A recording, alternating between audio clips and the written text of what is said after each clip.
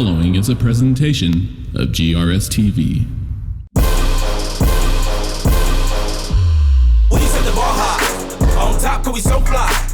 Name in the bright lights, looking like a star shine. We set the bar high, on top 'cause we so fly. Name in the bright lights, looking like a star shine.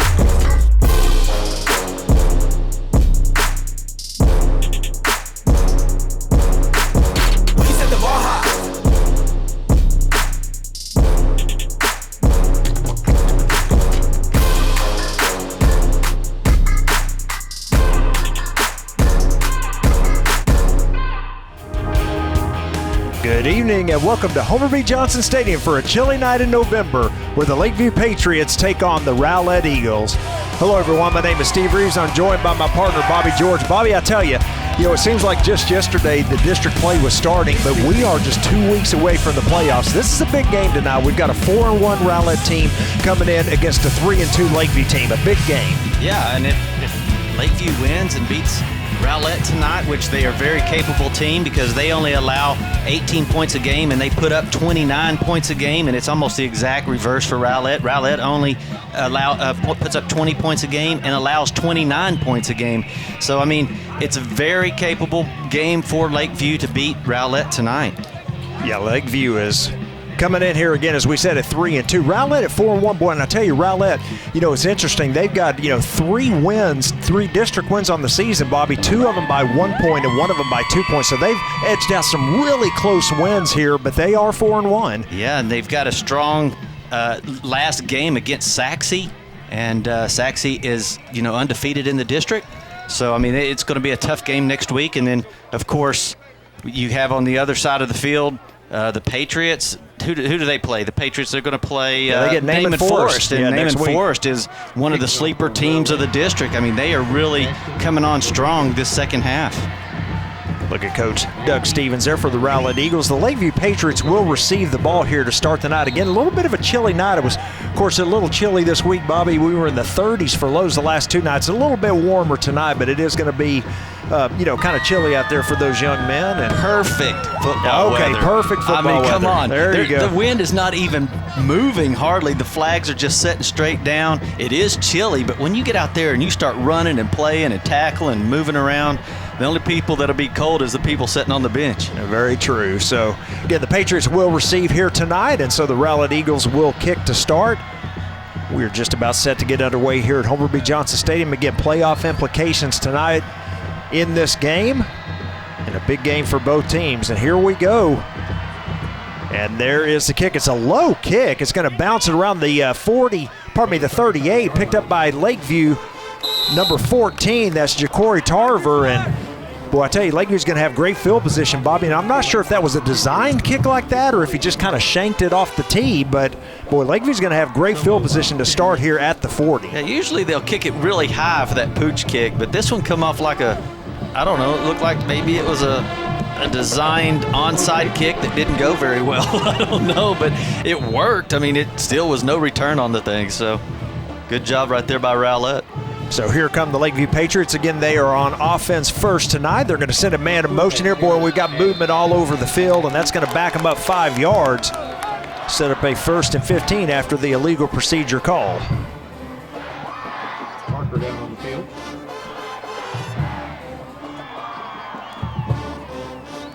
Here comes your signal. Have a false start. Of course, Jared Adams is going to be the quarterback tonight. And look at head coach Kendall Miller there on the sideline for the Lakeview Patriots. Right before we got a shot here of the crowd, and again, Lakeview backs him up 5 yards. That's 1st and 15 coming up. And as you mentioned, number 10, Jared Adams, the quarterback, looking to throw on first down. He has his receiver out across the 40 to about the 43, and that's all he's going to give, but a nice easy throw and catch there for the first play of the game to number 9, Jalen Davis. 295 yards on the year and 2 touchdowns for Jalen Davis, but that's just a little 5-yard out. Boom, hits him right on the numbers. Of course, Adams, 1,000 yards in the air, 7 touchdowns, 4 interceptions on the year. Gain of 7 on that last play, 2nd and 8. The handoff up the middle to number 4, Kamar Wheaton. We will call his name tonight, one of the best running backs in the area, if not the state. And he's going to be close to first down yardage, Bobby, a gain of about 6 on the carry. Yeah, Wheaton, missed like 4 straight games early in the season with an injury. And since he's come in, Lakeview has been a completely different team. They run with confidence. Their line blocks a little different. It opens up the throwing and the passing, catching areas because they can use the play action. And he's just changed the whole dynamic of this offensive team. So 3rd down and a short 1 yard here needed for the first down. Boy, movement once again, and that's going to penalize Lakeview another 5, it appears. I think we're going to get illegal motion once again. And there's the mark-off. Here comes the call. Dead ball. 5. Replay. 3rd down. So there is your 2nd false start on this drive, so that's another 5-yarder. So instead of 3rd and 1, it's 3rd and 6 now, and probably changes your play call just a bit. Yeah, it's hard to overcome all these penalties. There's a snap, a 5-step drop, looking across, and boy, he was looking. Boy, he could have ran that ball for 20 yards. I mean, there was nobody. That thing opened up, and there was just no one in front of Adams. I mean, he could have just checked down and just took off running and got the first down. Yeah, he was looking for Caleb Reed that time and just overthrew him, and it's going to be 4th and 6. Look at how open that got right there. I mean, just pull that thing and run with it just a second. For the Patriots. Keep that drive rolling. So the Eagles hold, of course, aided by 2 illegal procedure penalties called against Lakeview, and they're going to Lakeview is going to set to punt it away here. Got a lone return man back at around the 23-yard line for the Eagles. The kick is away. Boy, it's a high kick off the side of the foot, and it's not going to net very much yardage, and they're going to down it at around the Rowlett 41. So I'm not sure why he caught the ball. I mean, it looked like it was going to keep rolling, and he caught that ball in midair and to down it. But it could have rolled another 10 yards if it would have hit right. So we mentioned Lakeview having great field position to start, and just like that, they turn it right around. Rowlett also has almost the exact same field position to start their first possession as they're at their own 41. So 1st and 10 at the 41 here for the Eagles. Alex Rowlett, quarterback for the Eagles. And the quarterback for the Eagles, of course, number 4, Alex Rowlett. He is a senior for Rowlett. He's been starter all year long. Quick throw on play action, boy, and that was almost a pick. Bobby, I think you kind of read that one and called it. He was looking for number 14, Hector Soto, sailed it just a bit, and well, that could have been 6 the other way. Yeah, Ja'Cory Tarver, he was just waiting on that to see how long it takes to get out of his hands, and boy, he just, right there, it just sailed right over his hands too. So the incomplete pass sets up 2nd down and 10 here for the Eagles. Snap to Rowlett, and they're going to run the option. Coming to the left side. Boy, and there's a ball loose on the play. 14 picks it up. Still on his feet across the 15 and finally tackled it around the 10-yard line. That is Ja'Cory Tarver with the first big play of the game on the fumble return. Well, we just called his name. He almost picked it off and took it for 6, and this time he comes and gets the pitch man. He breaks on him and just strips it out of there and is able to find the ball, pick it up, and take off running again, and he just about scores. It's saved right there by one of the linemen coming across. Boy, so that's going to be 1st and goal here. Here's a look at Tarver on the sideline. 1st and goal is the nose of the football just across the 10-yard line. So 1st and goal at the 10 for the Patriots. They're looking to strike first here in the game. There's a snap, boy, a high snap, but he's able to pull it down. Wheaton with a big hole to the left side, and that is a touchdown, a 10-yarder for number 4, Kamar Wheaton. Boy, that offensive line just did a great job of shielding that defensive end off. Watch this. Look at this hole right there, just wide open. There's just nobody there for Wheaton, and you're not going to catch him if you got a little head start on you. It's going to be real tough to catch Wheaton, so he just beat everybody to the corner. Well, nice run by Wheaton, and here comes the extra point attempt for the Patriots. There's a snap and hold. The kick is up from number 84 for the Patriots, and it is good. is Daniel Figueroa with the extra point. There's a look at Kamar Wheaton on the sideline. A nice 10-yard run for the touchdown. Our score, the Lakeview Patriots 7, the Rowlett Eagles nothing. We'll be back after these messages.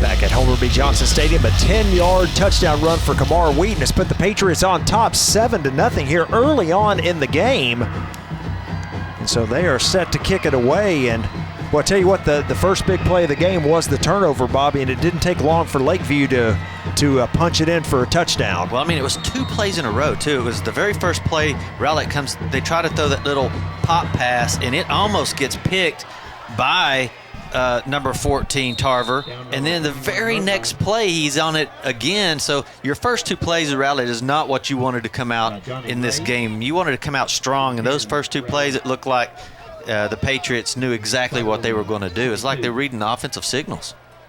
Johnny Ray, number 41 for the Eagles, was able to grab that ball there on the kick. So it's going to be 1st and 10 at the 22 for Rowlett, and they're going to come out here for the second time. Of course, had the big fumble on their first possession, and they now trail 7-0 because of it. So let's see if they can get the offense going here. Get a big game in District 10-6A here tonight. There's a snap, the handoff to number 14 coming across on the end around, and that is Hector Soto with a gain of about 4 yards, it looks like. Actually, they're going to mark him back closer to the 24, so a gain of only about 2 on that carry.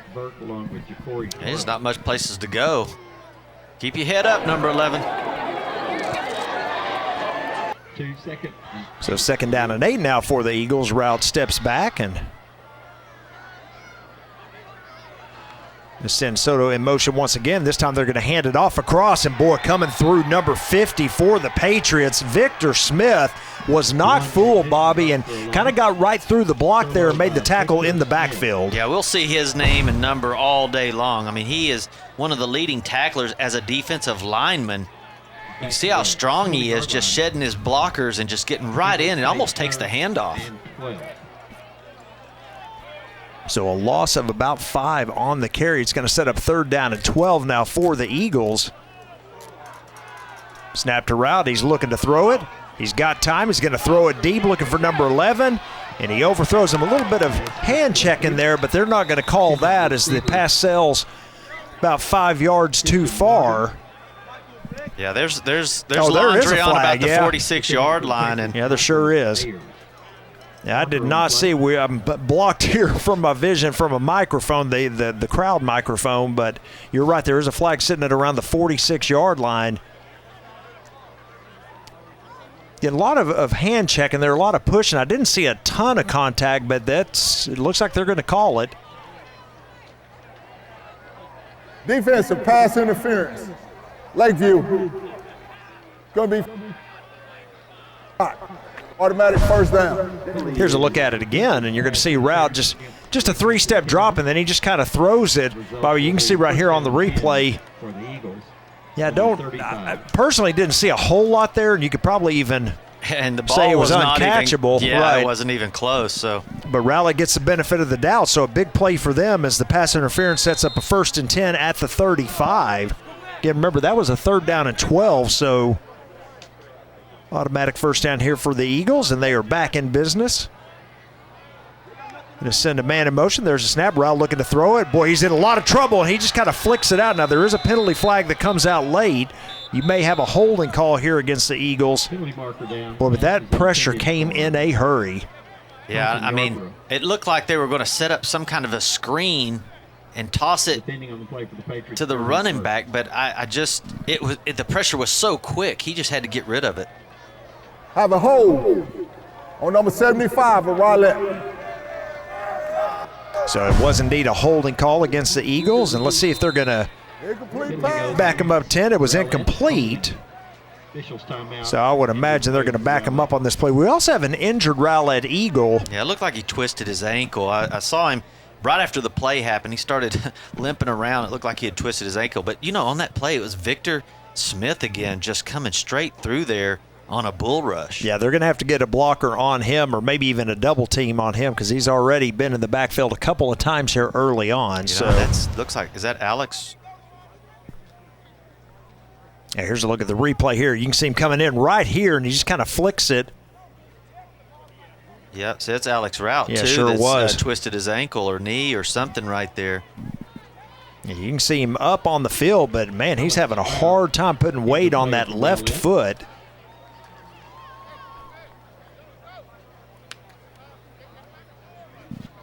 Boy, that is not a good sign for the Rowlett Eagles.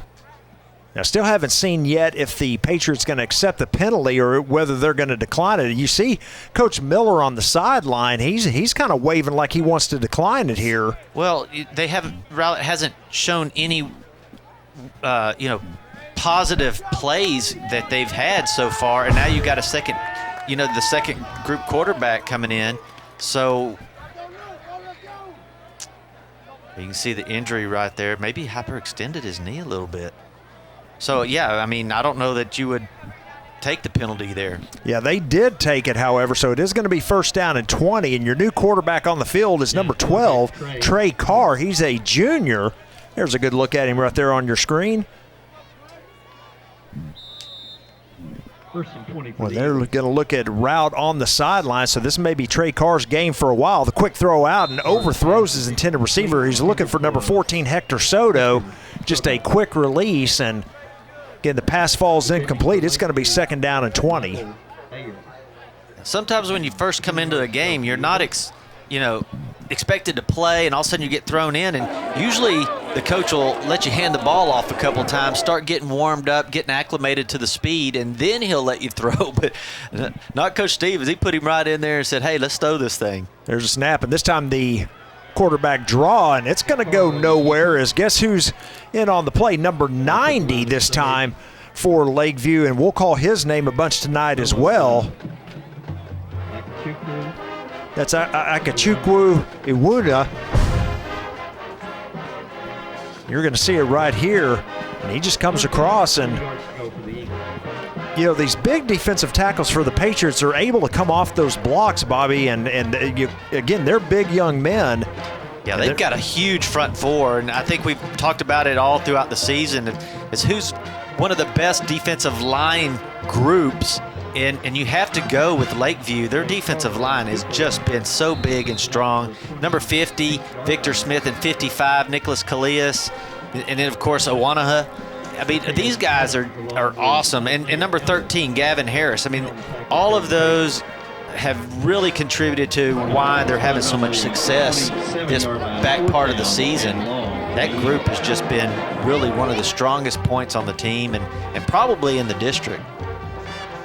On 3rd and long there, you saw play action. Trey Carr ran out of time. He had to just scramble and gains about 2 yards. So 4th down and 18, and the Eagles looking to punt it away. There's the kick. Boy, and I'll tell you, that almost was blocked. And it's going to sail out of bounds. It's going to be in Rowlett territory. So Lakeview once again going to have great field position on this one, as they're going to start in Rowlett territory right at the 49, it looks like. So, boy, not a good start for the Eagles. Of course, they had the turnover, Bobby, that turned into 7 points for the Patriots. And then on their last possession, you had quarterback Alex Rowlett go out with what, looks to be some sort of a knee injury. And, again, as we said, the junior Trey Carr hadn't had a lot of playing time this year. And it's a hard situation, a hard game to come in. Uh-oh, ball's on the ground. Still loose. It looked like he was trying to hand that ball off to Wheaton, and it hit him on the hip. And Wheaton didn't even know he was trying to hand it off, and Adams took off and It was just stayed on the ground for so long. Yeah, that's exactly right. Look at this. I mean, look how much room he had to run. I mean, that ball was on the ground forever. Adams able to fall back on it. But you're exactly right, Bobby. It just kind of squirted out of there, after the handoff. So second down, a loss of about 3, 2nd and 13. There's the snap. This time the handoff to number 11 coming to the right side. Eagles do a good job of stringing the play out, and so a short gain of only about a yard as he's pushed out of bounds. That is Garnett Burke, and it's going to be third down now and about 12. Yeah, it's definitely a passing down here.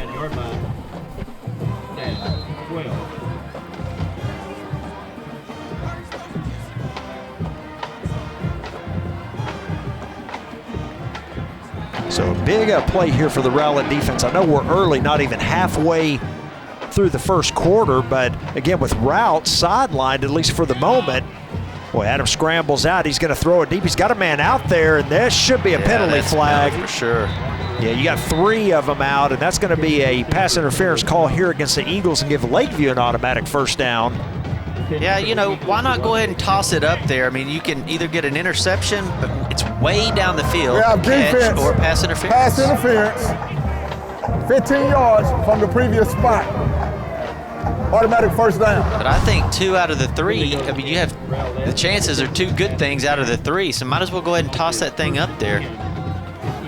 And he does. He had an open receiver there for a minute, but he underthrew him just a bit, and that's ultimately what caused the pass interference. But Yeah, it's hard when you're rolling left and have to set and throw 35, 40 yards down the field, but it turned out for him.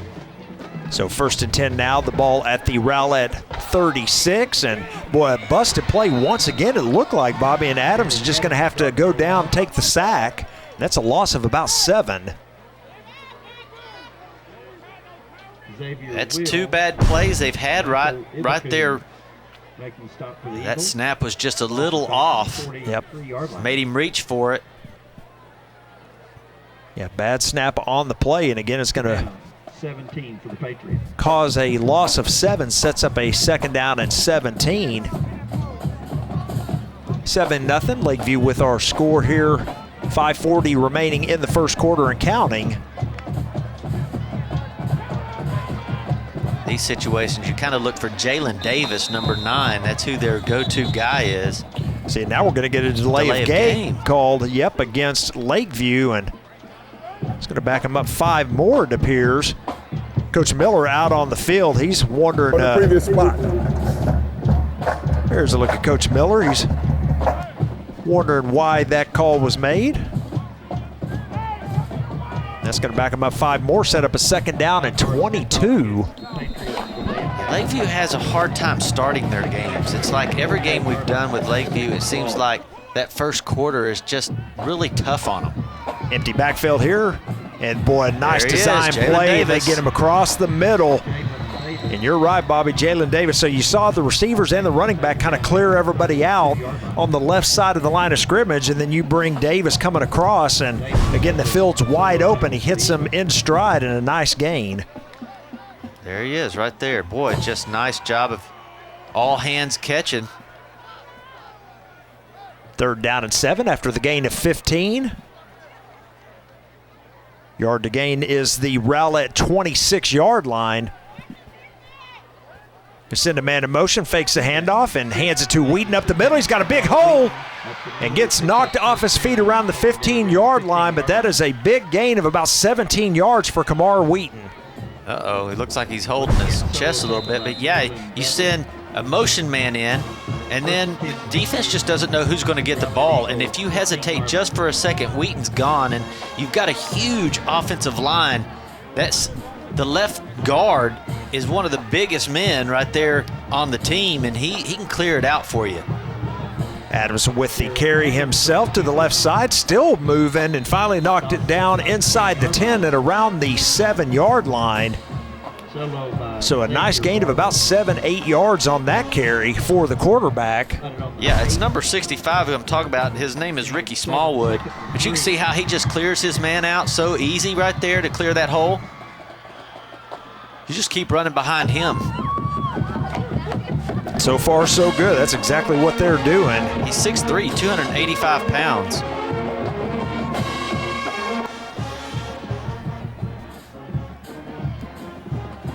Quarterback keeps it again, and he's going to go into the end zone for the touchdown. A little bit of a late hit there in the back of the end zone, but they're not going to call that. And boy, another play that time. Adams had that read option, Bobby, and he, just keeps it himself and scores a touchdown. Here's a look at it. Watch him. Yeah, he's not getting touched until the second level, which is the linebackers, and they're about 5 yards too late. So the Patriots, with their second touchdown here of the first quarter, take a 13-0 lead with the extra point coming up.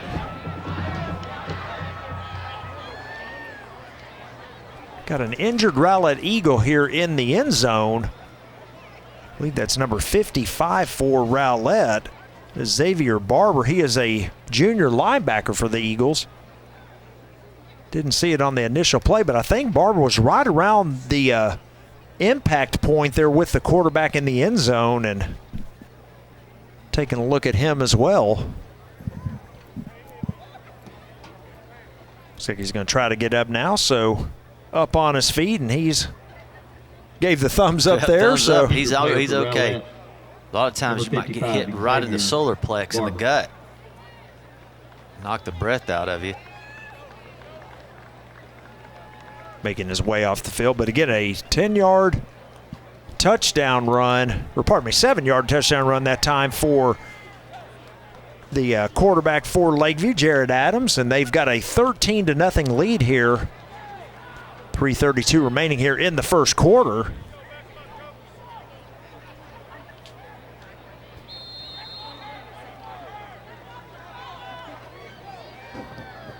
Extra point attempt coming up by Lakeview. There's a snap and hold.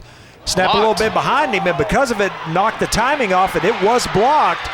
Conversion attempt, no good. Rowlett can't return it, however. They had a big return, a two-point conversion last week, and it ended up being the difference of the game against Garland. Garland had scored a touchdown and went for two, and Rowlett intercepted it and ran it all the way back for two, and that was the difference of the ballgame, 26-24, so they do the same. We'll keep it here.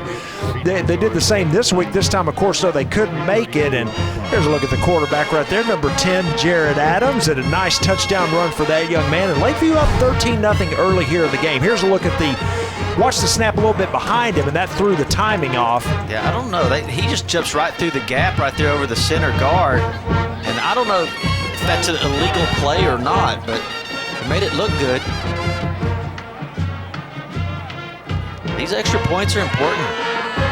13-0 right now, Lakeview, and so they're getting set to kick it away. And, well, of course, the question is going to be, is number 4, Alex Rout, going to come out at quarterback when they get the ball? And it doesn't appear so, as he is down on the sideline. It looks like they're taping up his ankle, Bobby. So we were suspecting knee, but it looks like maybe the left ankle for Rout, and I wouldn't be surprised if we don't see him again tonight. It looks like they got ice bags on it, so his shoe is off. Ankles, when you twist that ankle, it hurts like one of the worst pains, and a lot of times you just can't get back out on it, because if you do, you'll roll it even worse. Patriots set to kick it away, and there it is. A low kick this time is going to take a bounce right up to the 20-yard line, where it's going to be returned out across the 40. Boy, takes a pretty good pop out there by the Lakeview return team, and I believe that's number 18 with the football for Rowlett. So a nice return of about 21 yards for Colton Yarborough. A lot of times that ball hit a funny bounce and jump on you. There you go. You can see him right there. They just got ice on it. Don't look like they're doing too much wrapping. He must have really rolled it bad. Good work there by our camera crew to get a shot. And I would imagine, as we stated, we probably will not see Mr. Rout for the rest of the evening. So this game is going to be in the hands of number 12, Trey Carr. Empty backfield this time for the Eagles, a double wing formation here for Rowlett. There's a snap, the quick throw out. The catch is made at the sticks, and Boy, the Lakeview defenders collapse in a hurry to hold him to a short gain of about 2, maybe 3 yards, Bobby. Well, it's just next man up, I guess, is the mentality. Because they are just going ahead and I think he's been sacked and he's thrown the ball every time he's had it. I mean, they haven't even handed it off yet. So get out there and just like you practice it, go out there and toss the ball around. I mean, that's the philosophy. Gain of 3, 2nd down and 7. There's a snap. Another quick throw, and this time no Rowlett receiver ready for it as they both receivers on the left side here, Bobby, kind of took off down the field, and Trey Carr was expecting one of them to stop, and pass falls incomplete. So here we are, 3rd down and 7.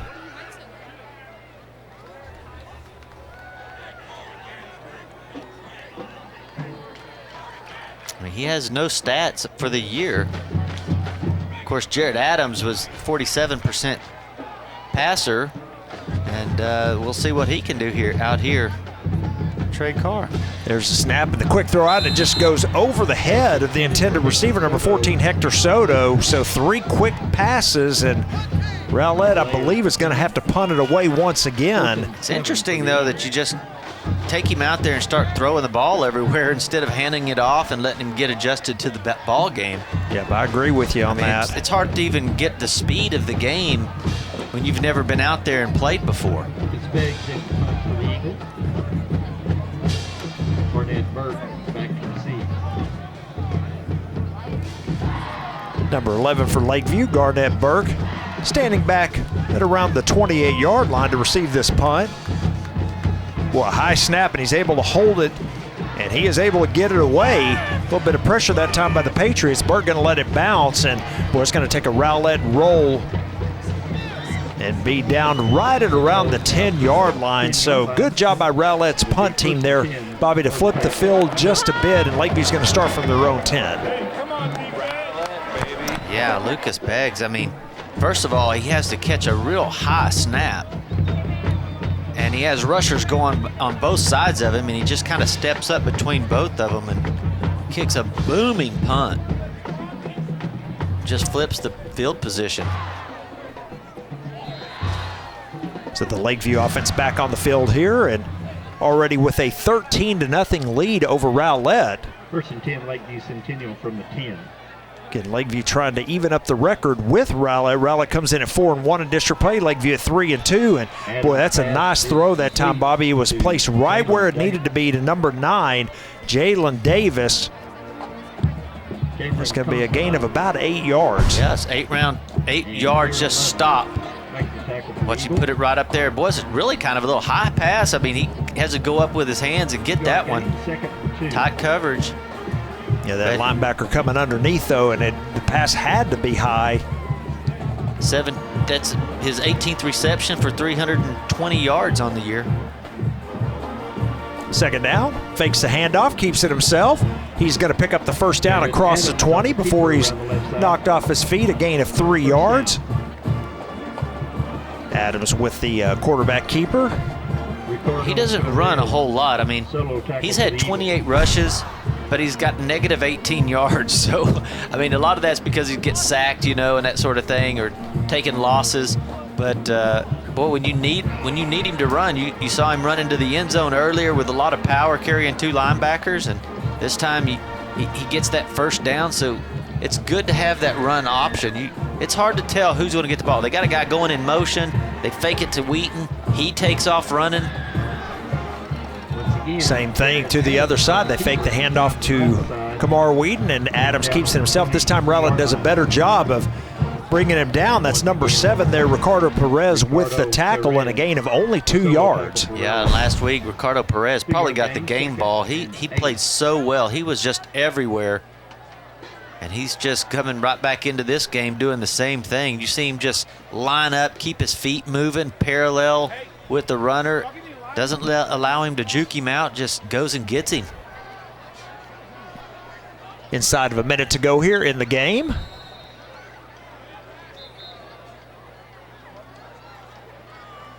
in the first quarter, I should say, not the game. We have a timeout. And we do have a timeout called here The Lakeview Centennial. for Lakeview, and so why don't we take a quick break with it? We've got 38 seconds remaining here in the first quarter. Our score, Lakeview 13, Rowlett 0.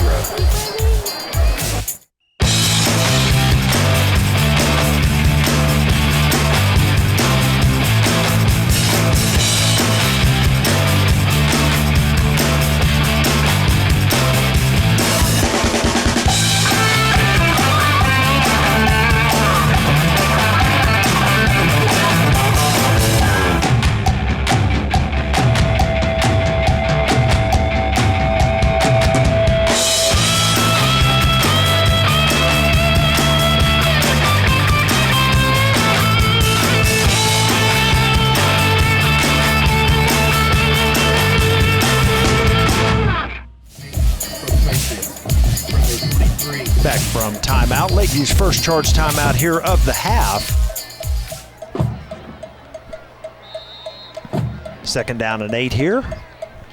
38 seconds remaining. There's a snap, the fake handoff, play action, the throw. Boy, and I tell you, that was almost picked off. He was looking for Jalen Davis, Bobby. He led him just a little too much and almost into the arms of number 8, Dalen Dudley.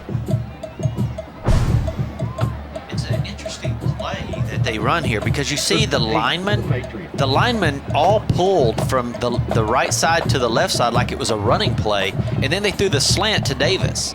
And usually you don't see that. You see them jump back into passing blocking formation where they just kind of step back and create a pocket. They look like they were pulling for a run. For a run, yep. Third down and 8 here for the Patriots. With a 5-step drop, they got a screen set up to Wheaton, and he breaks the one tackle. Is he going to get there? That should be a first down. And then he's knocked out of bounds at around the 37-yard line, so that's a nice gain of about 15 for Kamar Wheaton. I mean, you can see it getting set up and do a great job. This is just Wheaton right here, just being bigger and stronger and faster.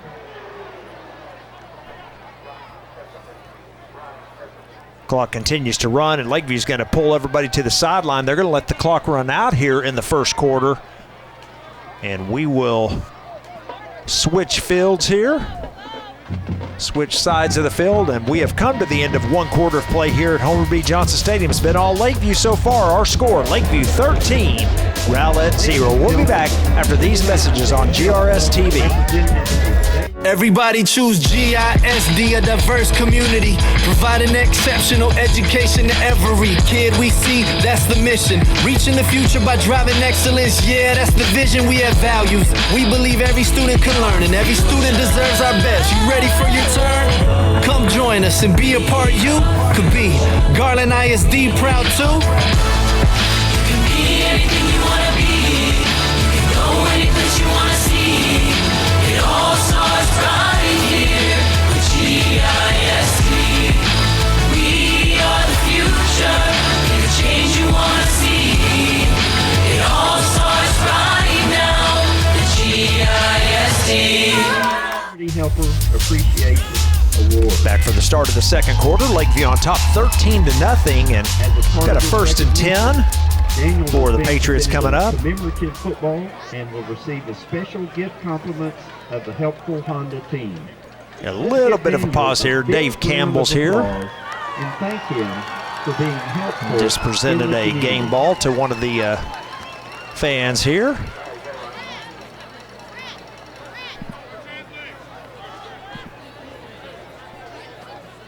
Now we're just about ready to start the second quarter. Again, Bobby, we mentioned going to break right there that it's been all Lakeview, and really Lakeview offensively doesn't have a ton of yards in that first quarter, but we're more referring to the Rowlett side as listen to these stats, folks, from the first quarter for Rowlett. Rowlett 1 first down for 4 total yards. I mean, I tell you, Lakeview they only allow 285 yards per game and 18 points a game for the Patriots. So, it's right where they want to be. Rowlett, 4 yards. Lakeview is really holding them down. Yeah, 4 yards is not a lot now. But granted, of course, the starting quarterback is out of the game. But I'll start on the offense. Lakeview, 5-yard penalty from the So another false start called against Lakeview. Backs them up 5. It's going to set up first down and 15 for the Patriots.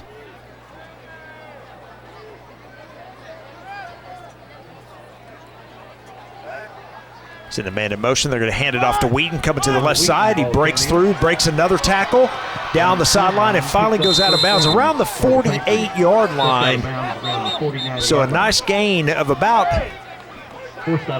20 yards. They're going to mark him out, it looks like, at the 49. It's about a 20-yard gain. Yeah, Ed White, number 88, is the receiver on this side. He's a 6'3", 210-pound receiver, and what he does, he just takes off flying down the field, and his defensive back, number 20, has to chase him all the way down, Twan Edwards.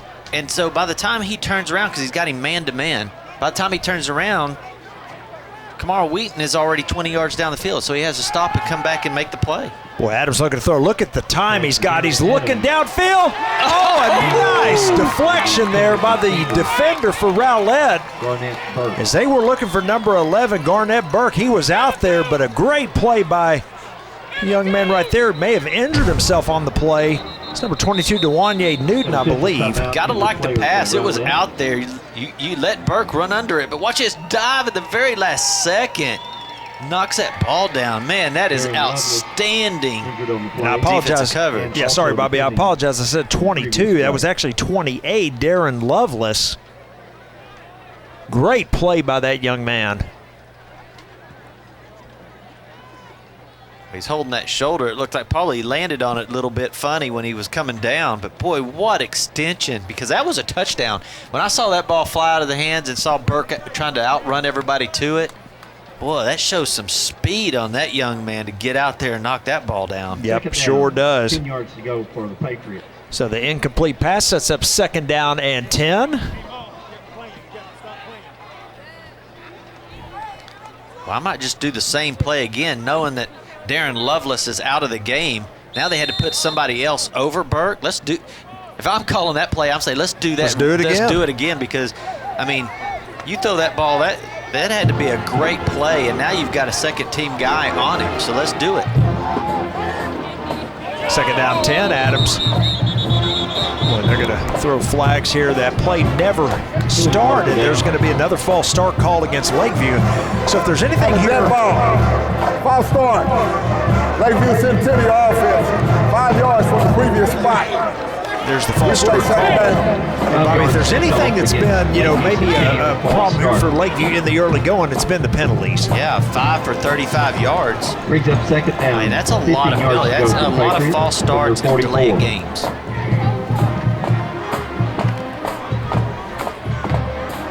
So second down and 15 after the yardage is marked off.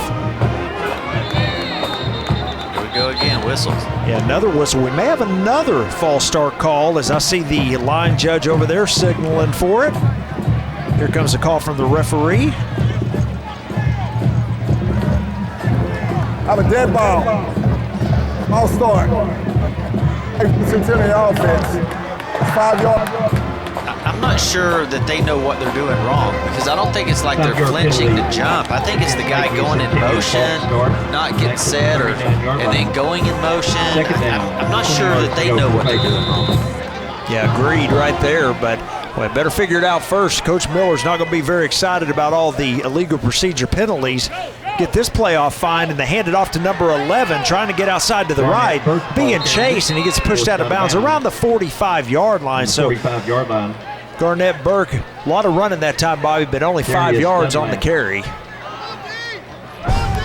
Now, they had that one figured out. They knew he was coming, and when you get the defensive end stringing the play out like he didn't make the play.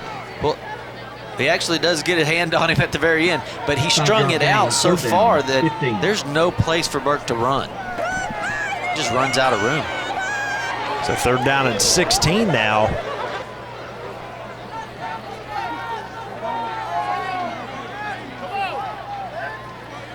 There's a snap. Looking to throw it. He's got time. He throws it out. Flag route, and the catch is that made? No, he drops it. Well, I think when he came down, Bobby, I think that's what jarred the football loose. It looked like he had it at first. Number 88, Ed White, just can't hold on to it. Yeah, I see it all. He was in the slot. He runs a flag route, runs it up post and then out. Paul, he just has to reach out. Look, he's pulling it in. It hits the ground and bounces out right there. And again, number 7, Ricardo Perez, being all over the field, is able to be right there on top of him to knock that thing away. Well, pretty good throw that time, but more importantly, the offensive line for the Patriots doing a great job as you see Adams with a lot of time to throw. Now here comes a mistake here. Can he get the punt away? Boy, a big hit right out there as well. Well, I do see the flag out here, and I think they're going to get a roughing the punter, believe it or not, after all of that. Penalty marker down on the 25-yard line. Yeah, I'm not sure why the Lakeview Centennial player tries to catch the punt in the first place. So, you got to let that thing go and see if it gets some yards for you or knock the guy away that's trying to catch it. Here comes your call. Foul. It's waved off. Okay, they're going to waive it. The block field punt attempt was blocked by the gentleman made contact with the punter. There's a foul on the play. Have to change possession. Did he actually get the punt? See, and I think Rowlett may have caught a break right here because I don't think it ever got touched. But here we go. Let's see it here on the replay. Of course, when the ball is going like that, I don't think they call the play because he could be running it at the same time. So, yeah, that ball was not touched. No, it was not. But, again, I don't know why you try to catch that ball either. So at any rate, Rowlett's going to have great field position here as they're going to start at the Lakeview 32. So the first real big mistake of the night for Lakeview happens right there. And let's see if Rowlett can get some offense going here. Again, they have 4 yards in this game so far. There's the high snap. They're going to hand it off, and boy, trying to make some moves is number 18, I believe, Colton Yarborough. And he goes nowhere as Lakeview's defense once again swarms on him. Brought down there by Gavin Harris and Zacchaeus Adams. Loss of 1, 2nd and 11. Yeah, it looked like Yarborough was like trying to get the ball, and Trey Carr didn't know if he was supposed to give it to him. A lot of times those are fumbles. Loss of 1. Here comes the handoff to the left side, and a short gain once again. Matter of fact, no gain. Looks like they're going to mark number 22. That's DeWanye Newton, and no gain on the play. It's going to be 3rd down and 11. Making tackle, no gain. 3rd down, 11 for the Eagles.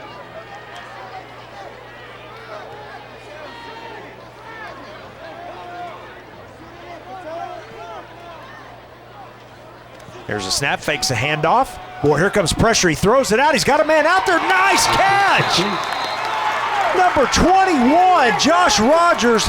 Bobby, you can't do it any better than that with pressure in the face of the quarterback, and he gets it away on a nice pass. Yeah, big number 90 is coming right through the middle, putting pressure on him. See, right there, and you got to throw that right when he does. He gets knocked down and puts that one right on the money. Big play for the Eagles. First trip in the red zone tonight for Rowlett. 1st and 10 at the 16. There's the fake handoff, throws it out quickly, has his man. And still on his feet and still pushing.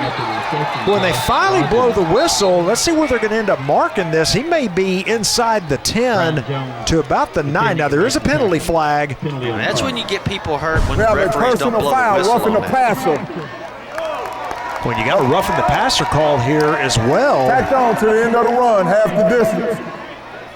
Ooh, they grabbed him by the helmet, too. Centennial roughing the passer. That's the way you do it. You know, Trey Carr, he's kind of settling down a little bit. That's what we were thinking earlier. Maybe you need to let the ball be run just a little bit, let him adapt to the game, because he's made 2 great throws. You get warmed up, you're like, oh, I can play this game, you know? Coach Miller not excited about that roughing the passer call, but at any rate, it is called, and Rowlett has a 1st and goal at the 5-yard line. So again, you know, we mentioned it earlier, only 4 yards before this drive started, Bobby, for the Rowlett offense, and I tell you, they're knocking on the doorstep of getting right back in this game. Couple big plays.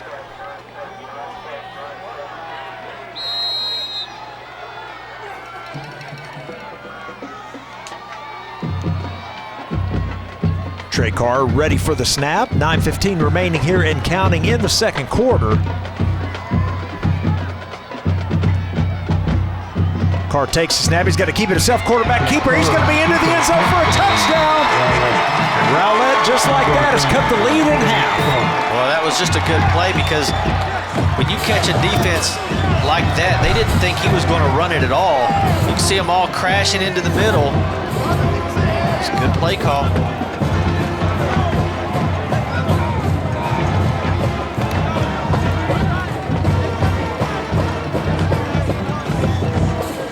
Extra point attempt coming up here for the Eagles.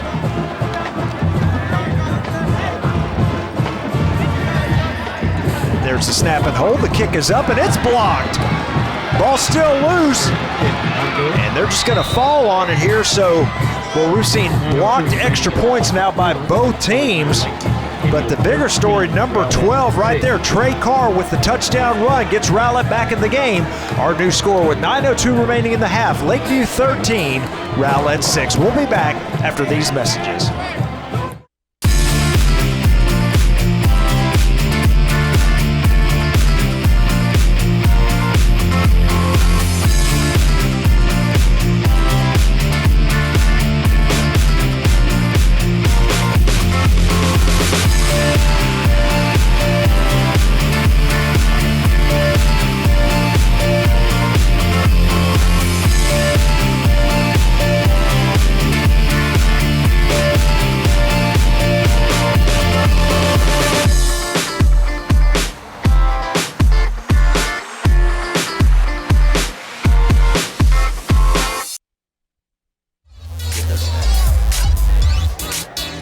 Boy, grim look there at the starting quarterback, number 4, Alex Rowd. He is on crutches, but tell you what, the backup quarterback for Rowlett, number 12, Trey Carr, the junior, just orchestrated a nice touchdown drive to get the Eagles back in it. It's now 13-6.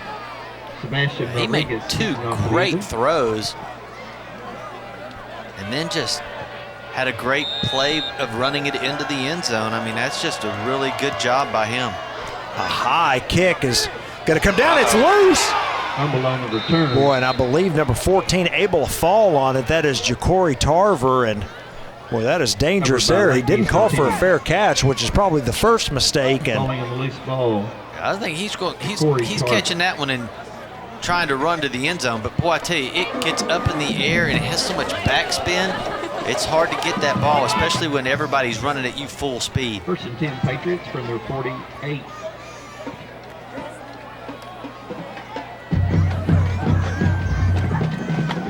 so the Patriots have great field position. 1st and 10 at the 48. Comes a man in motion. We're going to hand it off to Wheaton coming to the right side. He's got some room out here, Bobby. And he's finally pushed out of bounds at around the Rowlett 41, but that's going to be a gain of 11 yards and a first down. I mean, look at Robert Iguanzo, 230-pound guard right there. Look at him lead blocking.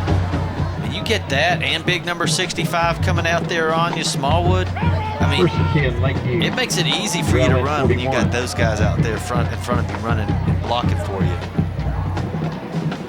There's a snap. This time another handoff to Wheaton, but Rowlett is there to hit him in the backfield. No gain on that play. That might be the first play from scrimmage that the Eagles have been able to hold him for no yards. You see number 9, Cameron Lamb right there making the stop. Runs into one of his pulling guards as well. Timing off just a bit. 2nd down and 10. There's a snap. Fakes the handoff to Wheaton. Throws it out quickly. Boy, and having to come behind him or turn around to make the catch is number 9. He is able to corral at Jalen Davis, and that's a gain of about 8 yards. Oh, let's give him 9 on the reception. And it was just a 8 or 9 yard out. He's wide open. He's got so much room over there. He's still able to turn around and catch that ball. If you would have had any kind of tight coverage right there, you could have knocked that thing down. Well, I tell you what, they're on the replay, Bobby. I'm not sure he did catch that. But at any rate, I think the line judge over there, I think, was kind of shielded. Here it is. Look at this and see if he catches this. So here he is right here. Now, you're not going to be able to see it necessarily right here, but watch when he comes around. Look at that ball. It's on the ground. He never has it. Yeah. We have a timeout. Charge Lakeview, the second timeout of the first half. Well, I tell you, our GRS TV camera crew, they do every week, just week in and week out, they do an outstanding job. And they did get that, and you saw the slow motion replay right there. That was not a catch. So Lakeview benefits, however, is, again, I think the official right there was kind of shielded, and so, credit to the Lakeview receiver there. He did a good job of selling it. So a 9-yard gain. Lakeview uses their second charge timeout here of the half. I think that huddle over there on the sideline, he's over there going, I didn't catch that. Yeah, I fooled them on that one, buddy. I got him. Look at that. Well, look at this. Yeah, see, it bounced there. Look at that. It's on the ground. All the way out. Yep. Well, outstanding work again by our camera crew, and you see why they are the best in the nation. Come back here from timeout, third down and 1. Of course, that first down run for Wheaton netted no yards, and then that 9-yard non-reception reception, we'll call it. 3rd down and 1 here for the Patriots. A big play here for Rowlett. They love to run. Yeah, I was going to say, run to Wheaton right there. Yeah, he's going to pick up the first down. Line, picks up a first down for Lakeview Centennial. It's just enough to move the chains, a gain of 2. So 1st and 10 now for the Patriots. Tackle for the Eagles.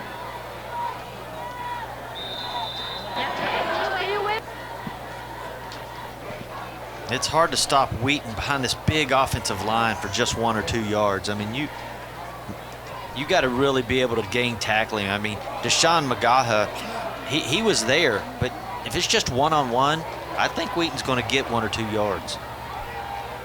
Pump and go. Yeah, Adam's looking. He's got a man out there, and that is a touchdown throw. Number 9 on the catch, Jalen Davis, and you can't do it any better than that. I tell you, that's the one that makes it all fun right there. The quarterback pumps it right there, and then he takes off again. It just feels so good to get him on a play like that. It's not like it's a pass in a zone or something like that. This is a man-to-man. We're going to do a pump and go, and we got you. The receiver loves it because he feels like he beats the guy. The quarterback loves it because he sells it so hard. Offensive line love it. They're all in the huddle talking about it. Extra point is good, and there's a look at number 9, Jalen Davis, with another touchdown here on the season. Our new score, Lakeview 20, Rowlett 6. We'll be back after these messages.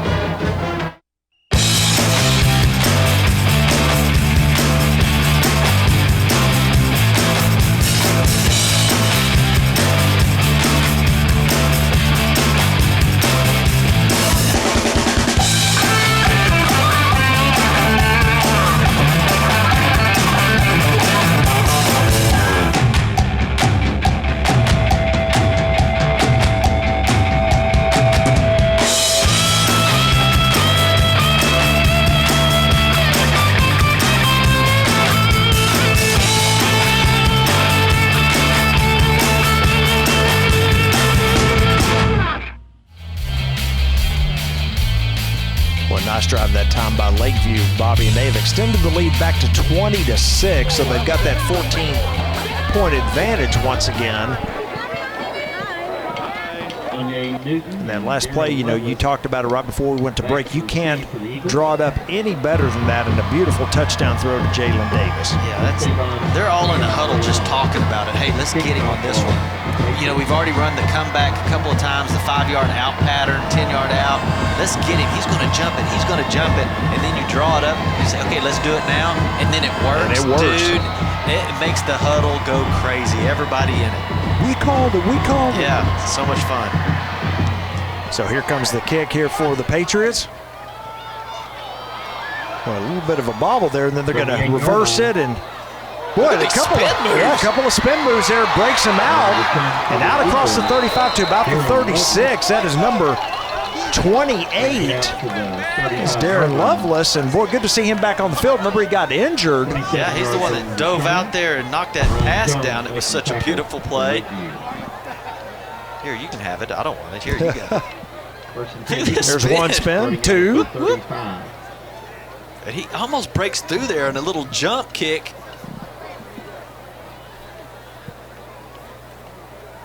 So a nice return there after the bobble.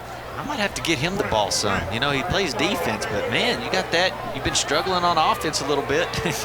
Get him out there. Get him the ball a little bit. Well, design quarterback draw there, and we're pretty nice opening up the middle. He's going to gain about 7 yards, so a nice run that time for the quarterback, Trey Carr. You know, a lot of times you've been watching film defensively. You've been watching film on you know, Alex Rowlett the whole time. And then all of a sudden you get in the game and you've got to play a different quarterback. He has a little bit different style, kind of runs it a little bit different, plays are a little bit different. So now it's just, you know, everything you've been studying all week is not there anymore. Number 50, Victor Smith, once again on the tackle on that last one. Here comes your fake handoff, and the quarterback's going to keep it once again up the middle. This time only a gain of 1. Stop for no gain. He's going to set up third down and about 2. We are inside of 6 minutes to go here in the second quarter. There goes Calais again in a one-on. Boy, those guys, they're just really big. You see them tying it up in the middle, shedding people.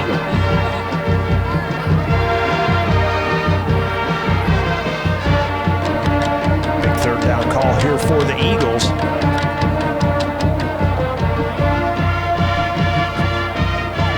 Snap to Carr, fakes the handoff, looks to throw it. He's got a man out there.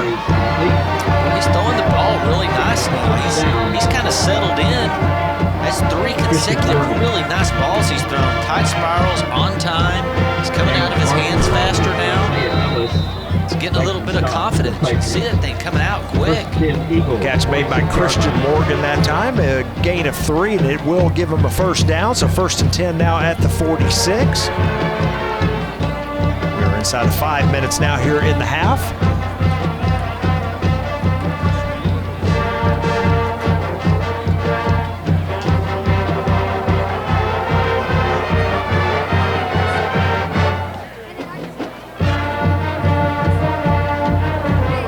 There's a snap. They're going to run the option. Quarterback's going to keep it himself to the left side and gains about 2 yards. Lakeview plays it pretty well. Look at the junior quarterback, Trey Carr. Took over for Alex Rowlett. Now just a designed run right here. Kind of gets tripped up by his own guy. I mean, he might have had a little bit more room to run.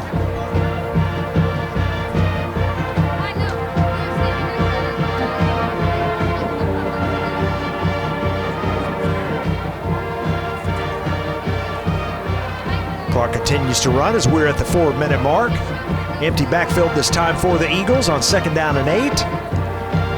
There's a snap, fakes a handoff to Yarborough, looking to throw it. He throws it to Yarborough. He's got a lot of room out here. He's across midfield. Gets the first. Yeah, he is going to indeed get the first. They're going to push him out of bounds around the 43 of Lakeview, but that is enough to move the chains. Carr does a good job again. I mean, it looks like he's fixing to get sacked. Look at him, hold it. Cut the press box, please set the score. And they just nice The little Lakeview touch to it. Centennial 20, Rowlett 6. The score needs to be 20-6. Little home field advantage cooking right there. Yeah, the officials got it right, though. They change it back. It inadvertently had 20-7 on the scoreboard, but the score is 20-6. There's the quick throw out to Yarborough once again, and well, this time Lakeview has 2 defenders there. The safety comes up in a hurry to make the tackle. There's a look at him, number 11. That is Garnett Burke, and a short gain on the play. He plays offense, and then he turns around and goes defensively as well. Gain, 2nd and 10. Trey Carr put together a really nice drive. I think it's about his 7th pass in a row that he's completed.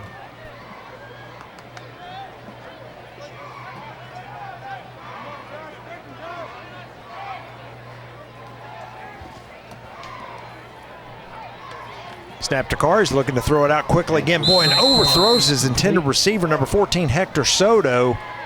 It's going to be 3rd down now, and you see big number 88 right there, Ja'Cory Brown. He sets up right in front of the receiver, and that's a design play for him to catch that, and then Ja'Cory to be able to block for him. He's a big guy. Yes, he is. And he's quick, so it's like he's a big offensive lineman out there that can also catch the pass. So that's what they had him out there for. Defensively, you got to know when he's out there split like that, the ball's coming your way. Boy, we got a timeout called here, it looks like. Play clock was down to 1 second, and Rowlett used their first. We have a timeout charged to Rowlett. So the first charge timeout to Rowlett. We'll take a break with him. We've got 2:59 remaining here in the first half with our score, Lakeview 20, Rowlett 6.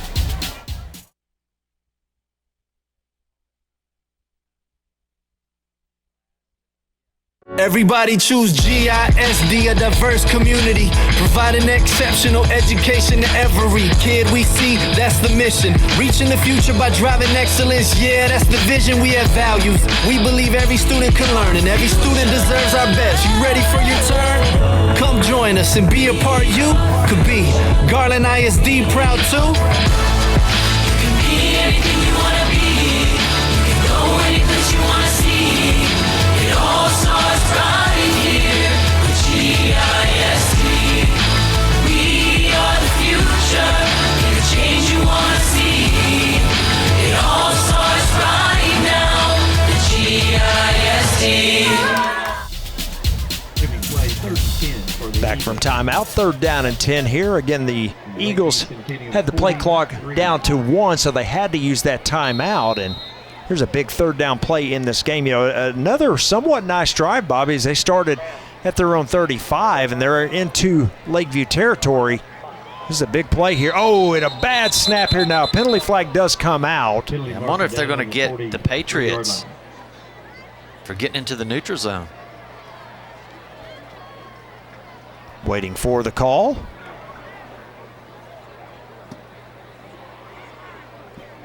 Oh. They get the false start called once again. Procedure against Rowlett. Off against the Eagles. Replay 3rd down. You saw the Patriots come running up to the line of scrimmage like they're going to blitz really hard. So when they did that, one of the Eagles must have moved. And you see Doug Stevens there, Coach Stevens. Well, he's fired up. 3rd down and 15 here for the Eagles. There's the snap. Got time. Oh, and here comes the pressure, and he's going down.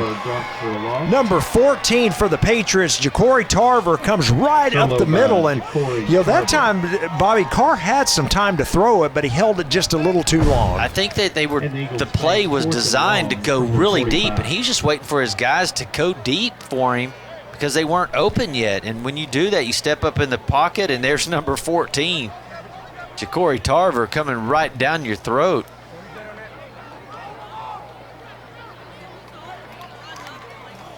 It didn't look like Trey Carr had anybody underneath that he could toss it out to. I mean, everybody was running deep, and, you know, a lot of times when you're 3rd and long, the Patriots had they had their safeties way back there, so the receivers had a long ways to run even to get to the safety. So he was having to wait for him to get there. If not, it would have been picked off. Yep. So he didn't have much that he could do. Lakeview with the punt on 4th down and long, and Lakeview that time had the return team. There's no pressure whatsoever, and the ball is going to be down at around the 32-yard line, and that's where Lakeview will start. Well, the Eagles now have put together some offense. They've got 5 first downs and 56 yards. Of course, only 17 on the ground, so the rest of it's been in the air. The Patriots are at 10 first downs at 165 yards. Patriots have exactly 2 minutes left and 1 timeout here if they want to try to get more points on the board before half. Oh, here comes pressure, and Adams is going to go down. So a big play defensively here for the Rowlett Eagles. That was number 94 making that big play for Rowlett. That's Michael Buchan. Solo tackle for the Eagles. Oh, he almost got sandwiched right there. There was pressure from both defensive ends. Well, we'll see what Coach Miller elects to do here. You just lost about 10 yards, so it's second down and 20 now, and again with a 14-point lead and a minute and a half left, he may just be content running the ball here. 21. Here's a snap. They're going to hand it off to Wheaton to the right side, and that's why you hand it off. He's got some room now. Penalty flag comes out, so that one's probably coming back. That's in the area of holding. Wheaton picked up a first down, but I believe that one will come back. Lakeview offense with a hold from the previous spot. 10 yards. Replay second down. Gain is negated by holding. See if we can penalty. pick up the penalty. Yeah, right there, I think, on the right side. Exactly, Bobby. Yeah, I think number 52 right there gets a hold of 98, doesn't let him go. Jaden Polk. And that's what frees him up to get around that defensive end. So 10 more yards. And Lakeview now has a second down and 30. Well, I think if I'm Rowlett's Second and long for the defensive Patriots back on their coach, 12. I'd have my defensive back setting about 12, 15 yards back and play everything in front, because what you don't want is somebody getting over the top of you. It's obviously a passing down. Of course, you might want to give this to Wheaton again because you're still only on second down. He could pick up half of it in one run.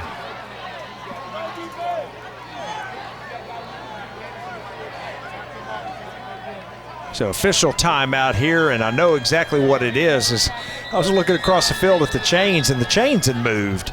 So now they get them reset back where they need to be. So there we go. That was the delay there. The official's still talking about it, and I don't know if Rowlett has actually called a timeout.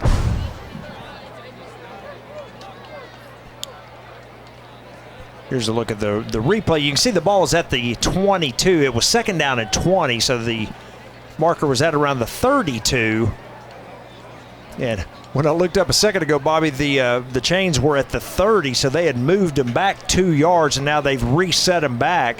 And I still think it's wrong based on where they're at. They've got it at the 33, but at any rate, it was indeed a timeout called by Rowlett. So it was a official timeout as they reset the chains, and then a actual call timeout for Rowlett, their second of the half. So each team with one remaining. We've got 1:08. Obviously, we'll just keep it here. Bobby, a pretty entertaining first half. Lakeview started out quickly, with that 13-0 lead, and with Rout out, the quarterback for Rowlett, it certainly looked like this would, maybe kind of tending towards a Lakeview blowout. Especially at first, right when he came in. I mean, they had him throwing the ball like 6 out of the 7 plays that they ran, and he was throwing them over the guy's head, and it was just not. He wasn't ready. He wasn't warmed up.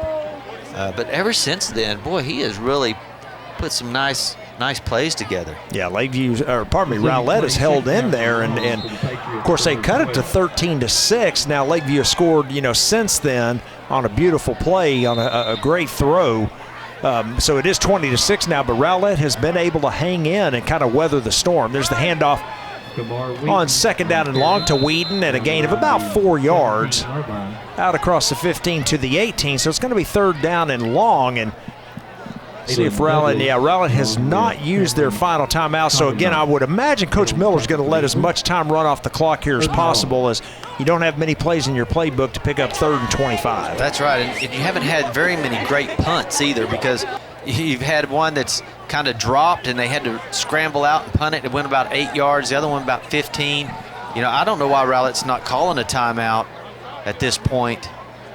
I mean, you would get the ball and you'd have a chance to go to the end zone if you could call these timeouts, but they're just going to let it run all the way down. Yeah, play clock down to 1, and they do snap it. So that's exactly what I expect, a penalty flag. They're going to call procedure against Lakeview. That's not what Coach Miller wanted. But no, because, I mean, that play was set up perfect to Burke. Burke had a lot of running room if they don't blow this whistle. Yeah, and I'm with you, Bobby. From Rowlett's perspective, with Lakeview facing a third down and around 24, 25 yard line. False start on the offense. You could have. Rowlett has elected not to take the 10-second run off. They have elected not to take the 10-second run off. So if they didn't elect to take that, why did they not take the timeout? Because they would have been punting out of their own end zone. You would have had a great chance.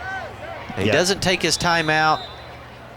Yeah, there was around 52 seconds, and that's what I was going to say. You know, the chances of Lakeview picking up a third down and 25, you know, your odds are pretty good. So I would have expected them to call timeout. They did not. And then, as you said, then you get down here and they elect not to take the 10-second runoff. So here we go. Lakeview snaps the ball. They're going to hand it off to Wheaton up the middle. He's going to be tackled. And now Rowlett uses their final timeout. So there's going to be roughly 11 seconds left, and Rowlett will be getting the ball back.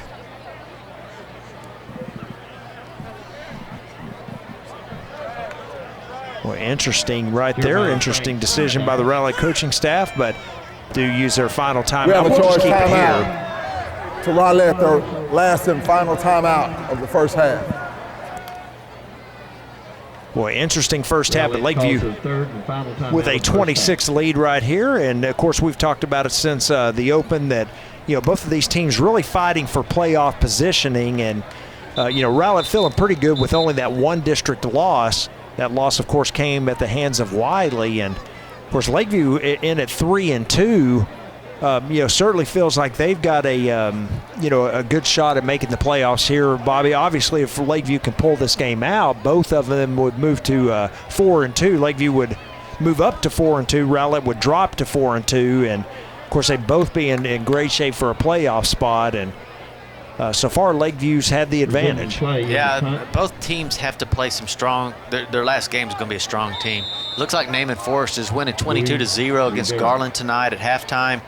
And so if Lakeview wins, they're going to be playing a really strong Naaman Forest High School is coming off big wins themselves. And of course, Rowlett's going to play Saxe, the undefeated team in the district. There's the punt to number 28. Boy, he's got some room out here.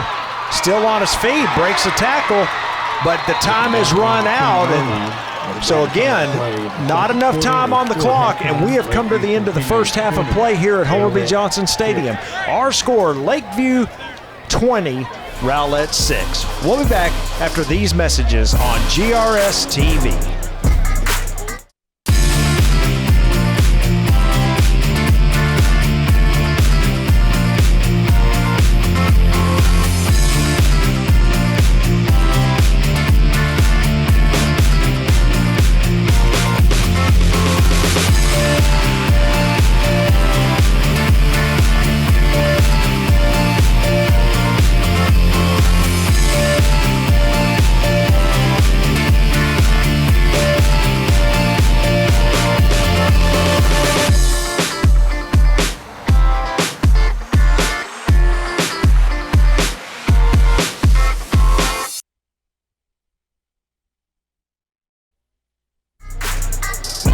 Back at Homer B. Johnson Stadium for the start of the third quarter. Our halftime score, the Lakeview Patriots 20 and the Rowlett Eagles 6. So interesting first half, but why don't we take a look at some of the first half highlights.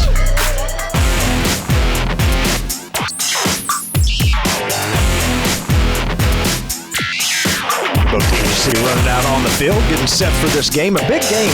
Rowlett 4-1, Lakeview 3-2 in district play.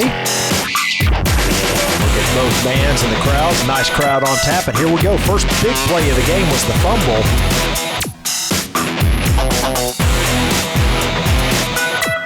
Set up Lakeview's first touchdown. First and goal at the 10 to be exact. And it took just that one play.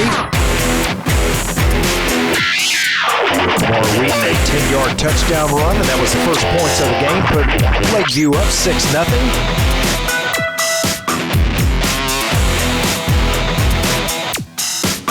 Jared Adams, well, he's showing he's a strong runner as well. 7-yard touchdown run there, and then here comes Rowlett's first touchdown of the game, and where they really needed that backup quarterback on the quarterback keeper. Cut the lead at that point to 13-6, and then here we go, Bobby's favorite play. Yeah, the pump and go, man. Just beautifully executed, perfect ball.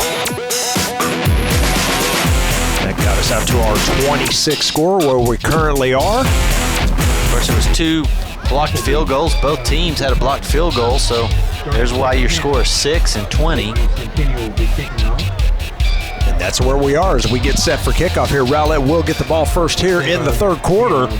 Lakeview will be kicking it off. So really important, Bobby, I believe, for Rowlett to try to get some momentum here with this first possession of the second half. Yeah, they only had 5 first downs with 56 total yards, 17 rushing, 39 in the air. So yeah, they need to put something together offensively. Of course, the Patriots are a strong defensive team. Spiraling kick going to be taken at the 5-yard line by number 28. There's the 2 spin moves. We've seen them a couple times already in the first half, and a pretty good return out to just shy of the 30-yard line. Of course, that is Darren Lovelace, the senior, that returned it. Well, it's fun watching him play. He got a couple of good little spin moves, man. Ball spotted number 29. So the Eagles, again, will start on offense first here, and so Trey Carr ended with 6 of 10. Offsides on the kicking team. Will be re-kicked with a 5-yard penalty assessed at the previous kicking spot. Boy, that's an interesting decision right there. They had it at the 29. Yeah, I would go ahead and just, add the 5 yards on and start 1st and 10 at your own 34. So let's see if that comes back to yeah, you better hope that you better hope that you don't give them any kind of return yards here.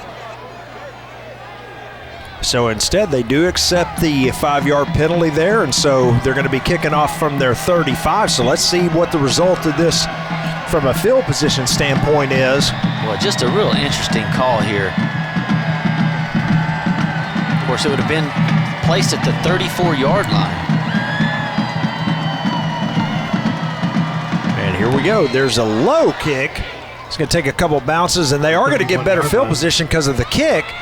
So it ends up being the right decision as they're out across the 40 to about the 44-yard line. So a good return there by number 41 of the Eagles, Johnny Ray. And so good field position here coming up for the Eagles. Yeah, so Trey Carr, 6 of 10. Of course, his first 4 passes were incomplete, and then he went on a tear and completed the rest of them right in a row. Johnny Ray. 60%, 39 yards. Of course, he was able to put together a pretty good drive towards the end of the game. And, of course, right there is Alex Rowlett right there on your screen. Yeah, with his ankle. He's done, it looks like, on crutches in street clothes. Yeah, we suspected as much as they had him on the sideline, of course, with the ice there on the ankle. Boy, and here comes a penalty flag. It looks like a delay of game unless they're going to give Rowlett a timeout. Either way, it's bad. You get a they got a timeout. Coach is just screaming at his quarterback. I mean, just got right up in his face. Torch, timeout to Rowlett. Either way, you take a timeout first right off the bat, or you take a 5-yard penalty. I mean, you come out, you've got your play hopefully in mind from an entire halftime of 30 minutes. Yeah, usually you have your first, several plays already scripted, so not sure what happened there, why everything was so late, but they are having to call a timeout again. As you said, Bobby, 16 seconds into the third quarter here. And that will leave them with 2 here, which, could be very important as we continue on in this game. 20-6 Lakeview. What you don't want to do is you got a young quarterback in there. First play, his first game he's actually been playing a lot. You just hope that the coach doesn't tear him up so much that he just loses all of his confidence, because he really started playing pretty good towards the end of the half. Yeah, this is a big drive here to start the second quarter. If he can continue to play well, and if they can get points out of this opening drive, then we've got a ball game here. Continuing on here in the second half. So here we go back from timeout. 1st down and 10. The ball at the 44-yard line of Rowlett.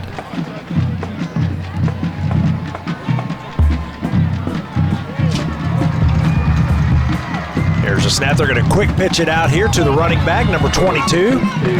And he's going to be out across the 45 to about the 46 before he's wrestled out of bounds, so that he gets the penalty yardage back, or pardon me, not the penalty yardage, but he gets back to the original line of scrimmage plus 2 more, so 2nd down and 8. Of course, you see Jakari Tarver there. He's the one that picked up the fumble and ran it all the way down to the 10-yard line in the first half. And he comes out there and he's just getting off that block, sealing that edge. That was Dewanye Newton that time with the carry. So here we go. There's a snap. They're going to run the option. Quarterback's going to keep it. 55 has a hold of him, and he's able to pull him down. Yeah, Lakeview certainly thought it was, but I don't think the ball was ever loose. And that was big 55 there on the tackle. Watch him. He just kind of reaches out and grabs him here. Oh, the ball is loose. Well, there you go. It looked like quarterback Carr able to fall back on it. Well, we couldn't see from our angle, but boy, the camera's got it perfectly there, and it was a strip ball. So a gain of 4. It's going to be 3rd down and a long 5 here for the Eagles. Change of the play with 5 seconds left on the clock. There's a snap. They're going to hand it off to Yarborough. Boy, and he runs into 2 Lakeview defenders. It is number 18 along with number 50. So you're looking at Zacchaeus Adams along with Victor Smith. That play goes nowhere, a loss of 2, and it's going to set up 4th down and long. Yeah, I tell you, that front 4, that's a strong front 4 for Lakeview. They play with enthusiasm, strength, power. The only problem is a lot of them are having to go both ways. You'll see a lot of these guys on offense and defense, so we'll see how it goes here in the 4th quarter when you start getting a little tired, a little bit beat up. No pressure whatsoever. The kick is away. A fair catch called for and made at the 26, and Lakeview will have it for the first time here in the 3rd quarter with a 14-point lead. Pretty good first half for Lakeview, Bobby. Of course, the only real down thing for them was the penalty yardage. Yeah, 11 of them, 87 yards, and they came with a lot of times when you really needed that yards. It set them up to have to punt a couple of times. There was a couple of penalties right at the end of the half where, it was back in their own territory, but boy, they've still put up 11 first downs, 181 yards, 82 in the air, 99 on the ground. Adams with a pretty good first half, and he takes the snap here, hands off to Kamar Wheaton. Boy, he's got a lot of running room here to the right side, down the sideline, and then pushed out of bounds once he crosses midfield, and they're going to mark him out around the 48-yard line of Rowlett. Boy, tightrope in that sideline. Well, he gets to the edge, and he can turn it on. Now, look at the quarterback, Jared Adams. He's chasing him down. He wants to get him in on this action, too. Look at him go down there and try to get him a block as well. First and 10 Patriots in the Eagle 48. Kamara Wheaton now he's close to 100 yards.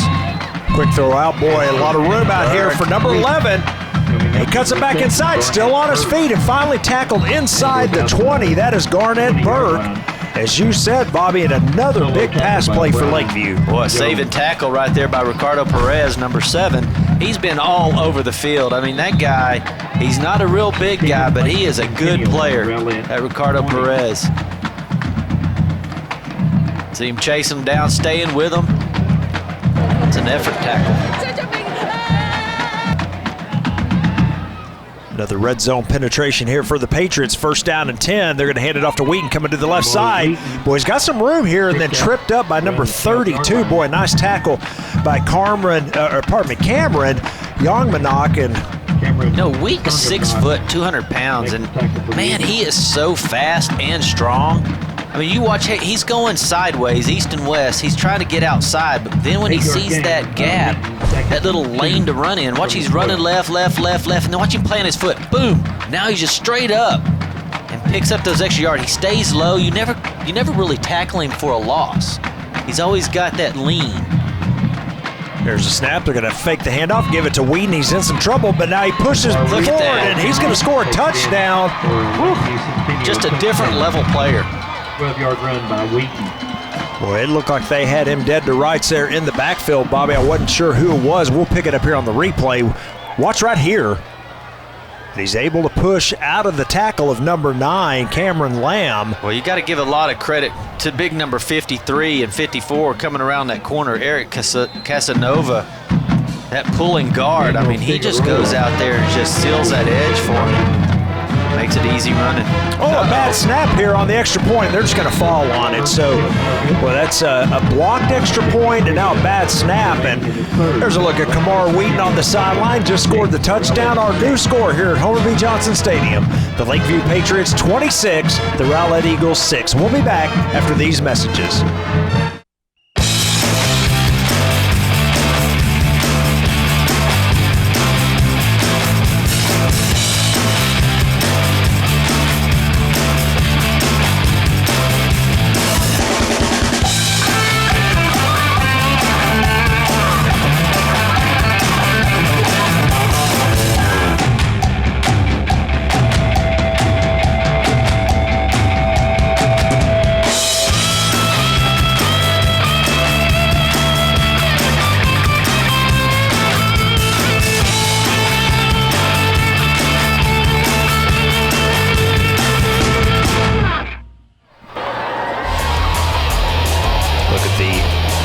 As we come back here, Lakeview with a 20-point lead, 26-6, and well, Lakeview has really dominated this game. They are playing well again, looking to move to 4-2 in district play, which would put them in pretty good shape for a playoff spot. Of course, they've got a big game looming ahead next week against Naaman Forest, and Bobby, you mentioned Naaman Forest started 0-5 on the year. And really, the offense was the challenge for their club. But, boy, they've really come on strong here as of late, and they've got a real shot to have a shot at the playoffs. So that's going to be a big game for Lakeview next week. There's the kick and the return close to the 45. That's number 41. Once again, Johnny Ray on the return. Yeah, there's a lot of people, even in the press box up here. They're all watching the game going on at Williams Stadium right now. It's 29-0 against Garland. Naaman Forest is up. And so, yeah, it's going to set up for a real good game next week against Lakeview. And that could be the determining playoff spot right there. I mean, sure could. Whoever wins that game probably will be in the playoffs, and the other may be out. You're exactly right. First, we'll get into a little bit of the playoff talk here as we continue on here in the second half. There's a handoff to number 22, Dewanye Newton, and short gain of only 2. And really, Bobby, this game, when you look at it, obviously the Patriots have Kamar Wheaton, one of the best running backs as we mentioned in the area. But really, the game is played and usually won in the trenches. And Lakeview's, both their offensive and defensive line have really dominated the game here tonight. Yeah, I mean, they've just got such size. I mean, you got number 90 right there, Wanahu, 6'3", 240 pounds. You've got Smallwood on the offensive line, big number 65, 285, 6'3". You just got a lot of big guys, and then they're really talented on the outside receiver-wise. You got Adams out there, and then you got number 88, Ed White. He's 210, 6'3". You don't see him throw it to him too much, but he has that potential. You have to cover him, so it spreads that defense out. I mean, it gives a lot of room to Wheaton to run, and they got some real fast offensive linemen that do a lot of pulling. Those pulling guards, number 53 and 54, Eric Casanova and Andre Barton, those guys can really get it done out there. So, you got a lot of really talented players in the trenches. 3-yard reception by Hector Soto sets up this 3rd down and 3 for the Rowlett Eagles. A handoff to Yarborough. He's got a first down and more. What nice play as he is inside Lakeview territory all the way down to the 28. And really the first big play tonight for Rowlett. Yeah, Gavin Harris has a shoestring tackle to save it right there. Spotted on the 29, 1st and 10, Rowlett. That's some good running room right there. They've tried once again, same play. This time Yarborough gets hit after a short gain of only about a yard. Yeah, Ja'Cory Turver said, no, not this side. No, you're not going to do that again. And he sat there waiting on him. What a great game from Ja'Cory Tarver. 1 second. Number 14. I mean, he's been all over the field. 2nd down, 9 here for the Eagles. Quick throw out, and the catch is made and then hit immediately by number 7 for Lakeview. There's Brian Jones. Nice defensive play there, but a good catch by number 21, Josh Rogers. Yeah, you got to give credit. That's a nice, quick throw. I mean, that ball has to cover a lot of territory. See how far it has to go?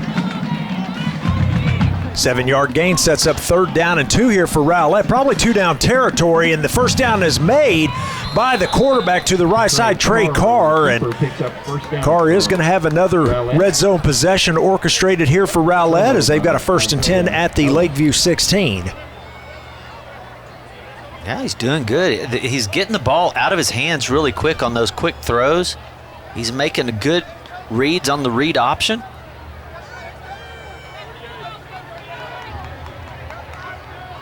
Just hit the 5-minute mark here of the 3rd quarter. 20-point lead for the Patriots, 26-6. Quarterback once again is going to keep it. Now 2 penalty flags and yeah, maybe a face mask there. Yep, I think I saw the same thing that you did, Bobby. Victor Smith along with Victor Chukwu. Little foul. Face mask. Gets the defense. Lakeview Centennial. Half the distance to the goal. Personal foul. So there it is. Bobby, you saw it. Personal foul call for face mask against Lakeview. Let's see if we can pick it up. There it is. There's the reach. And there's the tug. Yeah. The tug. Yep. Big number 90 got him good. That's 50, actually, Bobby. Was it? Yep. Yeah, you can't do that. Especially, if you grab it, you got to let it go. You can't pull somebody down. That's when it gets dangerous. So. Yes, it does.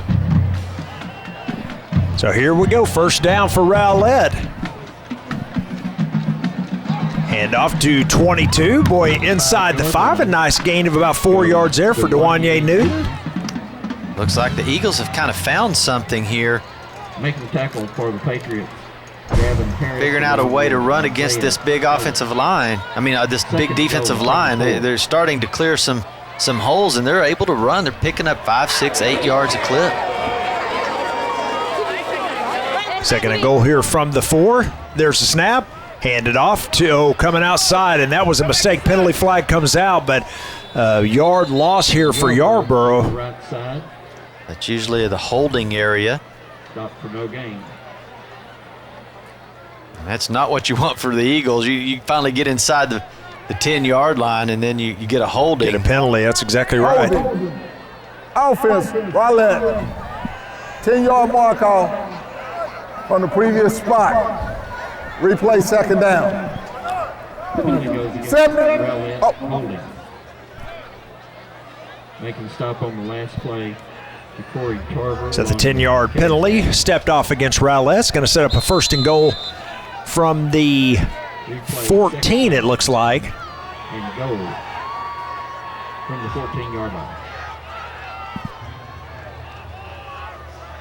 Oh, a bad snap, but able to get it was.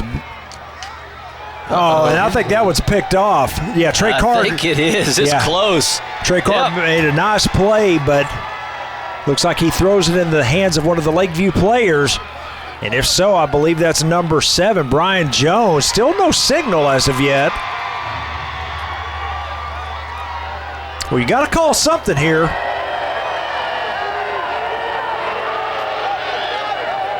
Well, look, yeah, they're celebrating, so they got it. There They're it running goes. off the field. There we go. Yeah, and that's the right call. It definitely looked like an interception that time in the end zone, so the right call was made, but here comes the throw. Brian Jones. Oh, he just has effort. He goes over and gets it, and of course, now they're fighting for it. Right there, you can see the referee. He actually calls it. You can see his hands pointing forward. So he's going to get the big gold chain, the effort chain on the sidelines. Yeah, there we go. That's a big play. You get inside the 5-yard line. They get a holding, back them up, so they have to throw, and then your defense holds like that. Gets a good interception. Yeah, it's a score Rowlett needed right there, especially having that 1st and goal. So here comes the handoff. Boy, Wheaton's got a lot of room out here to the right side. Down the sideline, and he's just going to run himself out of bounds close to midfield. 48-yard line. And Bobby, let's talk about those shoes right there. Look at those orange shoes of Kamara Wheaton. Those are pretty sharp. Man, I can't talk about those shoes. Hey, look at the camera. But look at that. It looked like he needs to tie his shoes. I was going to say, better tie That's what that he one. needs to do. Those are some good-looking shoes right there. I wonder if those are his Halloween shoes, right? Let's go ahead and say it, yeah. Look at number 52 out there pulling for him, man. Oh, gets a good block. That's a hustle. That big old lineman running all the way out there, and he finally gets his paws on somebody and knocks him down.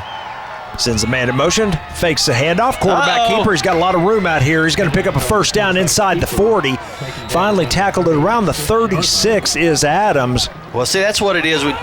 When you get a good – he's running out. It must be to fix his brace. But you get that Kamari Wheaton going like that every time, and then all of a sudden you just get everybody just going to where he's going and leaves the quarterback for a nice run like that. And it looks like his brace kind of got bent backwards or bent over when he landed. Yeah, that's exactly right. So he's on the sideline for one play, trying to fix it. So the backup quarterback in the game is number 12 for Lakeview, Michael Hyro. I wonder who's going to get the ball here. And you're going to have a false start. And, boy, you usually see that when you have a new quarterback coming in the game, and that's exactly what happened. Yeah, the snap count, the way they call it, is just a little bit different. False start. Lakeview Centennial offense, 5 yards. Boy, they just have had a lot of penalties, though, and there have been a lot of false starts and delay of games. I mean, they have really – if you think they're running up close to 100 yards in penalties, and if they're – is it 12 of 95 or is it 13 for 100 It's now? 13 for 100. So they're right at 100 yards in penalties. You think if they had that offensively, man, they'd be almost 400 yards. 400 yards, yep. You're exactly right. And again, that's the one thing Coach Miller's going to have to – they're going to have to clean this up. You know, if they want to make any kind of noise at all in the playoffs, they've got to clean that up. Because the penalties are going to be their Achilles heel. So a short gain on the play. You see big number 94 right there, Michael Abukin on the stop. He'll gain of only 1 that time, and there's the sophomore for the Rowlett Eagles. Bring up second down, 14 for the Patriots. Rowlett 40. He's going to end up being a 3-year starter if he keeps it up.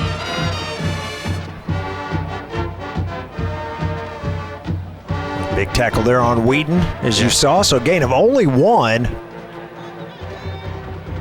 There's a snap, fakes the handoff. Adams rolls to his right. He's got a wide open man in the flat here. The catch is made. Boy, bad there's penalty right there. Yeah, and they got it too. Can't do that. Yeah, blocking the back. Would have been a first down there for number 8 for the Patriots, Caleb Reed, but as it turns out, it's going to come back.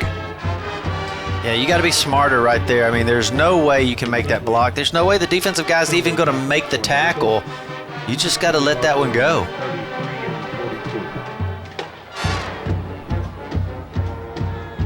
I think they also got a holding. 2 flags on the field. I'm waiting for them to signal, but We have multiple. I think you're right. There you go. We have ineligible downfield on offense. We have blocking the back on the offense. So which one are they taking? I don't think we know yet. I think they'll take the ineligible because it's going to be from the 40. They want to take both back of to them. the 45. Yeah. The block of the back happened on the 30-yard line, so I think they'd net about the same place. Yeah. I'm sorry, y'all. It just tickled me. He announced both penalties, but he didn't tell which one they were taking. They were doing. Yeah. Blocking the back against Lakeview is declined. Okay.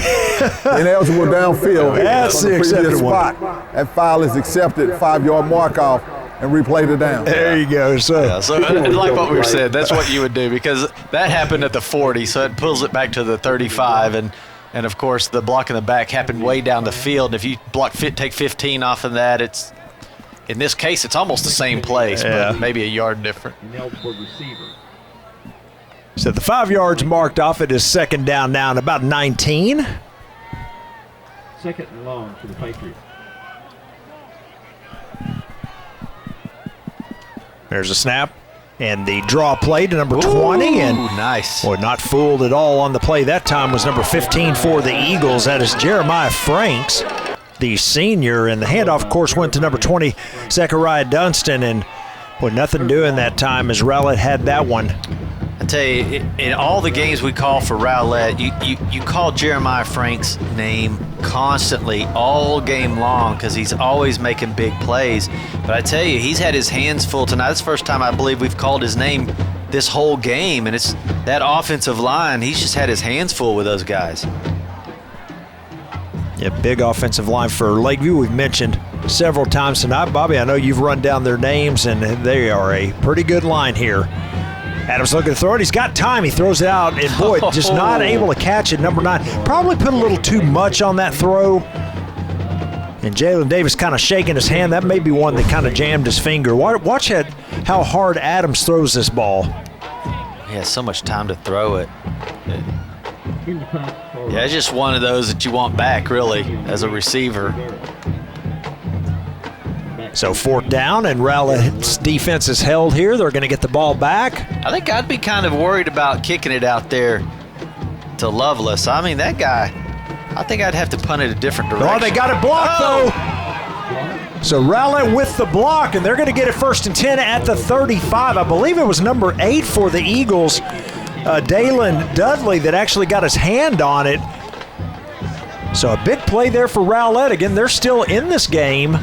Well, you have to figure out your punting and your kicking if you want to get through any part of any kind of playoff run. I mean, you've got to make these type of things have to be perfect. You got to be good in all 3 phases of the game, like Jason Garrett always says. You got to be good at offense, defense, and you got to be good at special teams. And boy, they have really struggled. So with 39 seconds remaining here in the 3rd quarter, Rowlett with the ball, and get maybe a little momentum. They're still in this game. It's only a 20-point game at this point.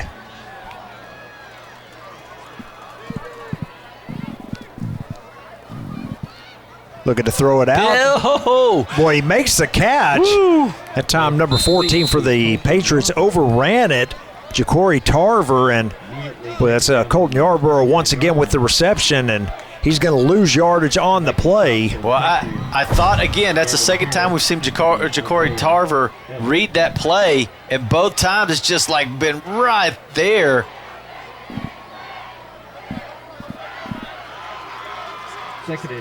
Second down 14 now for Rowlett after the loss of 4.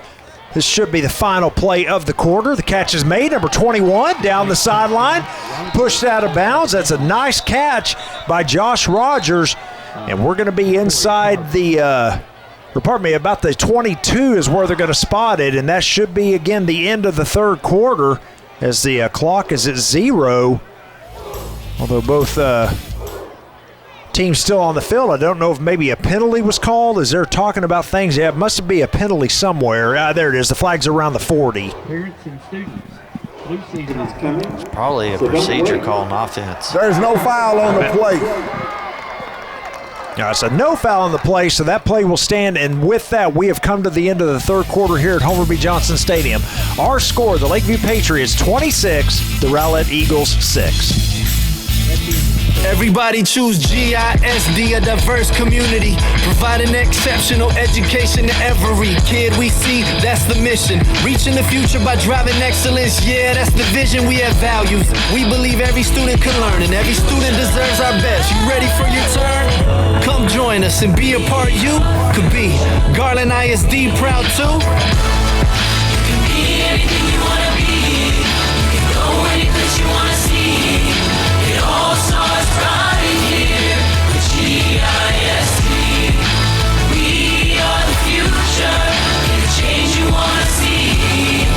It all starts right now with GISD. Back for the start of the 4th quarter here at Homer B. Johnson Stadium. 26-6 Lakeview our score. Rowlett, however, driving. Just picked up a big play to number 21, Josh Rogers, and they're going to have a 1st and 10 at the 22-yard line of Lakeview. Again, very important for them to score here on this drive as they trail right now by 20. Now Trey Carr's doing a real nice job. He's 9 of 14 now, 64%, 52 yards. Of course, he threw that interception in the end zone on his last drive, but he's really doing pretty good. I mean, he's got a nice little tight spiral. He's getting the ball to his playmakers. Snap to Carr, straight drop back, looking to throw it. Here comes pressure. He rolls out to the right, throws in the flat. He's got a man there. First down inside the 10, pushed out of bounds around the 4. And Rowlett is going to have a 1st and goal, except there's a penalty flag sitting back at the 28-yard line. Comes out pretty late. He just throws the flag. I mean, after the runner runs out of bounds over there on the 5-yard line, then he throws the flag. Personal foul on number 55 on the defense. Roughing. Half the distance to the goal. So he must have hit the quarterback after he threw the ball. Hey, well, I said half distance. Well, he told him half the distance, so they better mark it there. So he's going to mark it half the distance to the goal, and it's going to be 1st and goal here at the 2. We'll see if we can pick it up here. But, yeah, you're right, Bobby. Must have been a late hit on the quarterback. So there's the release. I don't see anything. I didn't see anything either. He saw it, so it must have been.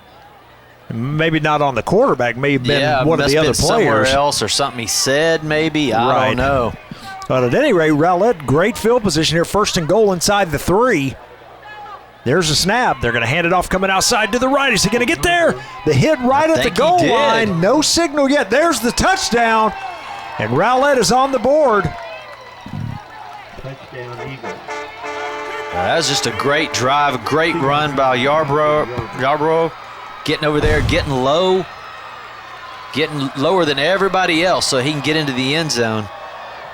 And you can't give enough credit to Trey Carr on that last pass right there. You can see that the pass was supposed to go left, and then he got pressure in his face. He takes off running, keeps his eyes downfield, tosses it out there with nice little touch to it, makes it easy for this receiver to catch that ball and get down inside the 5-yard line. I mean, that's all Trey Carr right there. Orchestrated another nice drive. Rowlett's still in this game. Here's the extra point attempt. It is up, and it is right down the middle and good. So our new score, with 11:37 remaining in the 4th quarter, Lakeview 26 and Rowlett 13. We'll be back after these messages on GRS TV.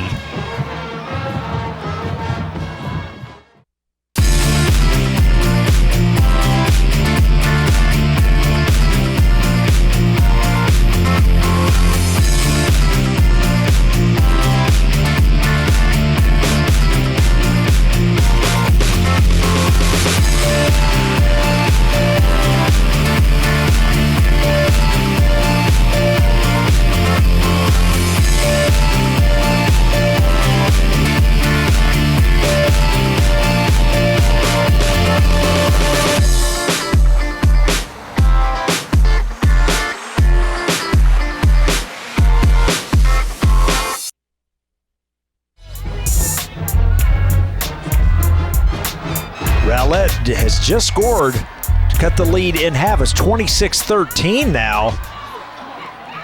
So this game not over. They're within 13 points. There's 11:37 remaining here in the game. They're set to kick it away.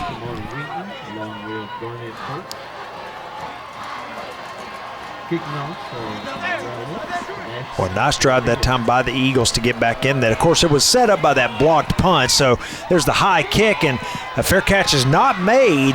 And so the return here by number 14, which is, of course, Ja'Cory Tarver, and they're going to be close to midfield here to start this drive. Of course, Ricardo Perez in there again. We've seen him playing that strong safety position. He gets it there on kickoff and makes the tackle. Boy, Patriots going to start at the 48-yard line. Great field position. And Rowlett's defense, let's see if they can come up big here. Yeah, we've talked about it throughout the game that a lot of these guys go both ways for the Patriots. They play special teams, they go offense, they go defense. Boy, Wheaton, look at that, just outraces Rowlett defenders. That's a touchdown. 52-yard run for Kamar Wheaton. And just like that, the Patriots have answered. Boy, you answer one for one right there. Watch his offensive line. Look at these guys. Boom! And here comes another big guy. Just seals it off for him. talk about that offensive line pulling. And look, got good downfield blocking, and then, of course, he's just going to outrun everybody. Yeah, Wheaton speed right there. That was no contest for him as he was by everybody. And just like that, the Patriots have extended the lead. They've answered. The extra point is blocked. And they're going to have to figure that out. They've not been able to kick an extra point or a punt today. Boy, so one play, Bobby, 52-yard run for Kamar Wheaton. Well, of course, over the 100-yard mark in rushing. We'll just keep it here. It's a huge run for him, and I tell you, Lakeview is in good shape now as they have extended that lead again. We're back up to a 19-point lead, 32-13, and well, just a big game for Kamar Wheaton here at this point. So, Bobby, let's talk real quickly about playoffs. You know, we were talking about playoff positioning, and right now, Saxe and Wiley both sit, you know, really in great position. I mean, I'm not sure if they've officially clinched, but both of them sitting at 5-1. You know, you would certainly guess that both of those teams would be in. With one game left, for sure. And then you've got, of course, Rowlett here comes in here at 4-1, and we've mentioned Lakeview, of course, at 3-2. So, you know, those four teams, you know, somewhat in the driver's seat right now. And then, of course, after that, you've got Naaman Forest. Right behind them, you've got North Garland, and then South Garland rounded up. But the South Garland, of course, they've been eliminated. Garland High's been eliminated. Everybody else still in contention, although North Garland, you know, they would have to have a lot of help to make it in. But, you know, it's kind of the usual suspects. You know, as the season started, you know, it's kind of one of those up in the air. You know, we didn't really know who was going to make it, but here we are coming down towards the end of the season. It seems like it's game. Yeah, but it seems like it's those same teams: Saxe, Rowlett, Wiley. You know, here's the kickoff. Yarborough tries to return it out here to the left side and gets thrown down around the 35. So anyway, thoughts on playoffs? Well, I think next week it's going to come down to that last game, and I think it's going to be against Naaman Forest, and it's going to be against Lakeview Centennial right here, and that's going to really be whoever wins that game. That's going to get that spot, and you know, Rowlett, they've got to play Saxe, and Saxe will have already clinched, so they may be playing a lot of people that, you know, to not get hurt, and so it gives Rowlett a big chance to win that game. It will definitely be interesting. Yeah, Saxe don't have anything to play for that last game. Here's a quick throw out. Boy, and I mean, he threw that into solid coverage. The Lakeview player almost had number 22, Dewanye Newton, wrapped up when he caught the ball. But it is complete, and you know, another interesting thing on that, Bobby, they lose 2 yards out of it. Yeah, just smart play right there by Lakeview, just reading that the whole way. He sees it, just jumps out on coverage. So a loss of 2, second down and 12 here for Rowlett. There's a snap, and they're going to fake the handoff. The wide throw, that's going to be intercepted. Number 27 for the Patriots, Michael Ayers, picks it off. And, yeah, at that time, Bobby, he just overthrew his receiver right into the hands. Yeah, I mean, he wasn't even covering the receiver. He was outside covering the outside receiver, and he just had a Christmas gift given to him right there. I just overthrown. That's really the first bad pass we've seen from him this half. I mean, he's been playing really well. Well, so just like that, you know, the Patriots, you know, took them one play and a 52-yard touchdown run there. You see Ayers with the chain. There's the old LC around his neck. That's, of course, for a turnover. This time, handoff to Wheaton, and right there's number 13 for the Eagles to make the stop, Darius Dunlap. Well, you see Wheaton, man, I tell you, he has had a game. He's at 15 for 200 yards. And those three touchdowns as well. Yeah. I mean, he's just had his way. Had a great game tonight for Lakeview, and it's what we expect out of him. You know, he's only played half a season. Quick throw, a juggle catch that time, but the catch is made by number 5. That is Cameron Jones, and a couple of little bobbles there, but he's able to pull it down. Picks up good yardage. Ricardo Perez coming from that strong safety position again, making the tackle. Watch this quick throw, fakes handoff, and then watch the bobble. Whoop, whoop, whoop, whoop, whoop. Come here. Oh, hot potato. But Jones able to pull it in, and so it's going to be 3rd down and short. Now 3rd and 2 to be exact. I mean, if you want to take a shot, this is the time to take a shot to number 88 out there on the left side of the field. Ed White. I mean, he's got the size advantage over his defensive back. I mean, he's just got one-on-one coverage. I mean, they haven't really taken but one shot towards him, thrown the ball to him one time. They threw it in that flag route where the ball came out after he hit the ground. But boy, he's really got the size advantage over there. But I don't see him going to do that. They're just going to give Wheaton the ball about every play, I would think, just to keep running this clock. Yeah, and they did that on that last play, and it was a run to the left side. He did not get the first down. It's going to be 4th and 1. We do have an injured Rowlett player on the field, so they're taking a look at him. Why don't we take a quick break? We've got 9:27 remaining with our score. Lakeview 32, Rowlett 13.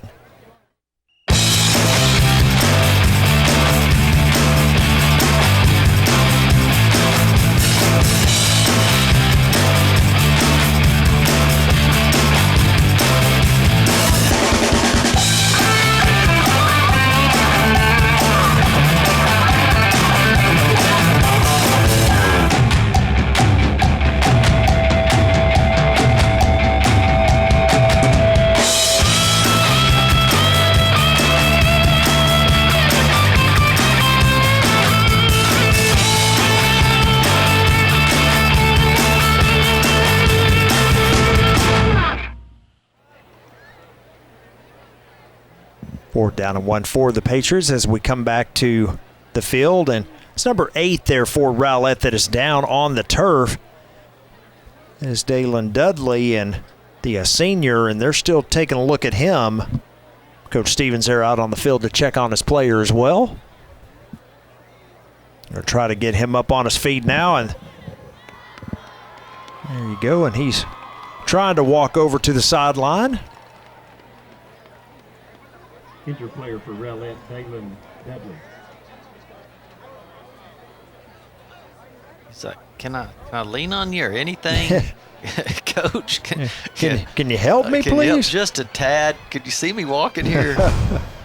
Can I just touch you on the shoulder? Here's a look at that last replay. You see Wheaton coming to the left side, and we'll see if we can pick up where the injury occurred. It looked like it was on the hit somehow, and he kind of holds his... He's the one that had the direct shot Yep. at Wheaton, but Wheaton is a big guy, and must have twisted his knee or his ankle, something. He is walking on it real gingerly. Gingerly, yep. And here they come up to the line quickly on 4th and 1. Quarterback's going to keep it and push his way forward. There is a penalty flag on the field. I mean, how does that referee see that? I mean, he throws that penalty. There couldn't be a holding. He couldn't have seen that. Okay. And usually you don't see him call that penalty either. Exactly. It's usually the line judge calling a procedure. Yep. You are correct. I'll tell you. We have a false start on the entire offense. Well, there you 5 go. yards from the previous spot. On the entire offense. I've never heard that before. 5 yards. So they come to the line quickly. They're set. I don't get it. Yeah, I'm not sure I understand that myself. On the entire offense. I guess he's not used to seeing people break out of the huddle because nobody has huddles anymore. True. So he thought they took off from the huddle. From the huddle, yeah, maybe so. Yeah, he's talking to him as well. Yeah, he's never heard that either. Coach Miller wants an explanation. Ladies and gentlemen, Patriots will play Naaman Forest Rangers Friday night. He's like, well, they He's broke trying to out of the explain- huddle and took off towards the line of scrimmage. I ain't never seen that before.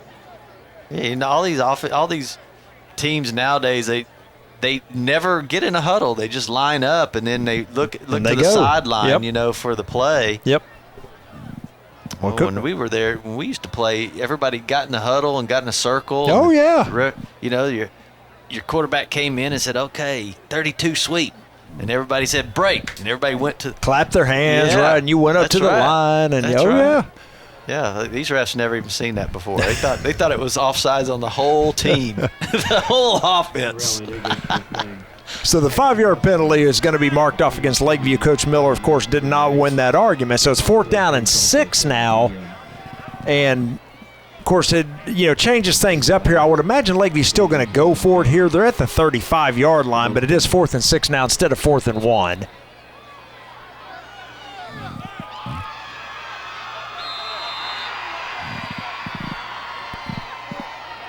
Offense does indeed come on the field. So you handing this ball off or are you throwing it? Yeah, I'm throwing it here. 4th down and 6. This is a big. Kamar Wheaton is averaging about 6 yards a carry, so they're going to punt it. Yeah, they are going to punt it. That's a good call. The little quick punt. Let's see if they can pin it. As it's going to die. Look at that. Boy, great play, and Lakeview is going to down it right at the 4-yard line. So, yeah, great play that time. And well, I tell you, work a lot. It does. And whatever coach is the one that decided, hey, let's have our quarterback kick. I mean, everybody does it now, and it usually works. Yeah, I think it was the Cowboys with Danny White. May have been. May have been. Of course, we have a lot of teenagers listening right now, Bobby. They're like, I have no idea who you're talking about. He's a coach now. Yeah. That's right. He's still in. Danny White. It does seem to work, though. That little quarterback pooch kick, I don't know. They don't know to rush it. They usually don't have a guy back to return it. Yep. And it doesn't usually get high. It just bounces forward and just rolls a long ways. Eagles desperately need to drive here and drive in a hurry. They're down by 19 points, and time beginning to be a problem here. 8:44 remaining. The first handoff to Yarbrough. Boy, nice run out from his end zone, Bobby. He's going to be close to the first down. Well, he got low. He ran through a couple of good arm tackles. Well, that get you some running room right there. Get out of that end zone so you can move around.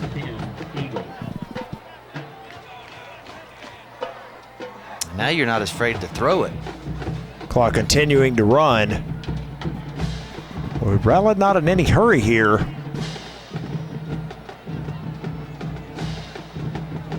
There's a snap, fakes the handoff, throws it out. He's got a man out here, 11 with the catch. Oh, look at here. Down the sideline. And he's going to go out of bounds close to midfield, but that's a great catch and a better move by Christian Morgan.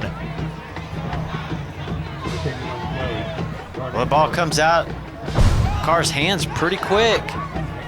Zips it out there, and it's just a little stop route, and he just has so much room. He makes one good move to the inside and breaks it out. And you see Burke coming over to make the play to stop him. So Rowlett now close to midfield. Again, remember this drive started at the 4-yard line. There's a snap. Looking to throw it. He's going to throw it down the sideline, and a lot of contact there, but they're going to say it's incidental, so the pass is incomplete. Well, you see some penalties that you're like, wow, I didn't even see him have any contact. And then you see somebody get tackled and they don't call it. You just never know. 2nd and 10, Rowlett. That does, of course, stop the clock. We are just inside of 8 minutes to go in the game, 7:56 to be exact. 32-13, a 19-point advantage for Lakeview. Rowlett with the ball close to midfield. And obviously needing points here on this drive. Well, high snap, but quarterback gets hit in the backfield as it just kind of broke everything up. That was number 18, Zacchaeus Adams, with the tackle, and that's going to be a huge loss. Boy, I mean, that was a strong hit right there. That's a 15-yard penalty in the NFL. Oh, helmet to helmet. 3rd and 15 for the Eagles. So 3rd down and about 15 now for Trey Carr and company.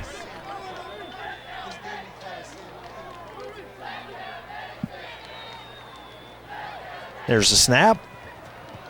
Looking to throw it. Oh, and he just overthrows Yarbrough. Well, I think Yarbrough kind of quit on his route, too. I think you got to keep running out there to get that swing pass. Your quarterback's not looking at you, and he's just expecting you to be coming down, getting out wide, and then making your move towards the sideline.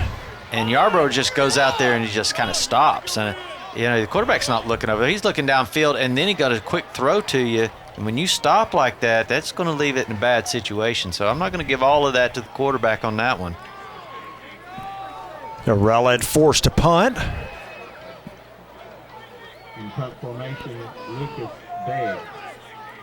Lakeview not sending anybody back to return it, and the kick is straight up in the air, and it's going to bounce, and Rowlett's going to down it at the 33-yard line, and Lakeview's going to be back on offense. But, more importantly, again, that drive started at the 4. They got out to midfield, Bobby, but then just couldn't get anything else going. And, again, time's going to be a problem here, especially when you can hand off to Wheaton. Yeah, I'm not punting there. I mean, it's 32-13. I mean, you got 7 minutes. Now you're giving them the ball. They're going to put 2 minutes off the clock. It's going to leave you impossible chance to win the game. So you might as well just go for it when you're on your 30. I don't know. I'm going for that there because you're just going to run out of time if you don't.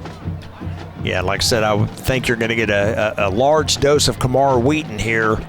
And he gets it on the first carry here. Stay in bounds, Wheaton, and he goes out of bounds. But stopped anyway, I think, because he gets a first, doesn't he? He's close to a first, yeah. Okay, yeah. Maybe about 2 yards shy. Looks like they're going to mark him out at the 40.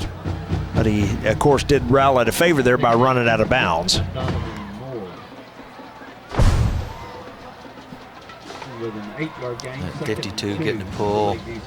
Just good blocking out there. Yeah, stay in bounds. He tried.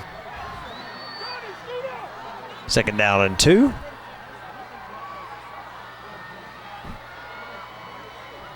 That's a penalty, is it not? Okay. Yeah, he was never set, so you can do that. Wheaton up the middle will have the first down. It was a tricky play. I think they were trying to get him to jump. Up to the 44-yard line.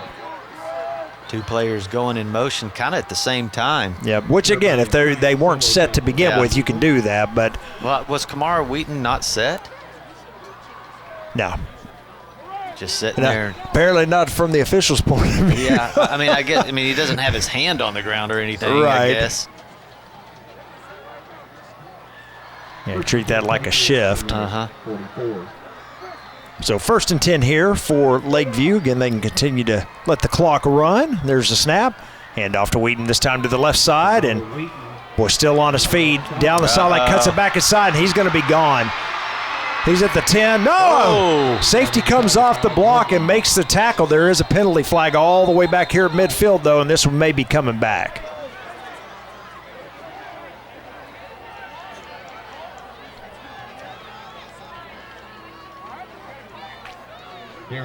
Still no official signal yet, but where that flag is, that's probably going to be a holding call.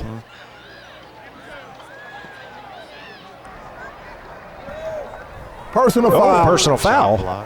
Hands to the face. Offense. 15 yards from the spot of the foul. Well, that's another 15-yard penalty against Lakeview. Replay. First down. Yeah, Coach Miller's just beside himself. That is now 17 penalties, Bobby, for 128 yards. 17 against Lakeview.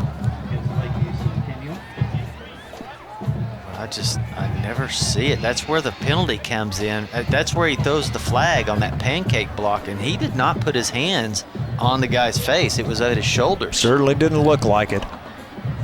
Yeah, I think that was just a bad call. You saw where he was throwing the flag. He threw it at the guy that he called it on, and the block was clean. See if we can see it right here. Well, I think he's calling it on 52. Yep.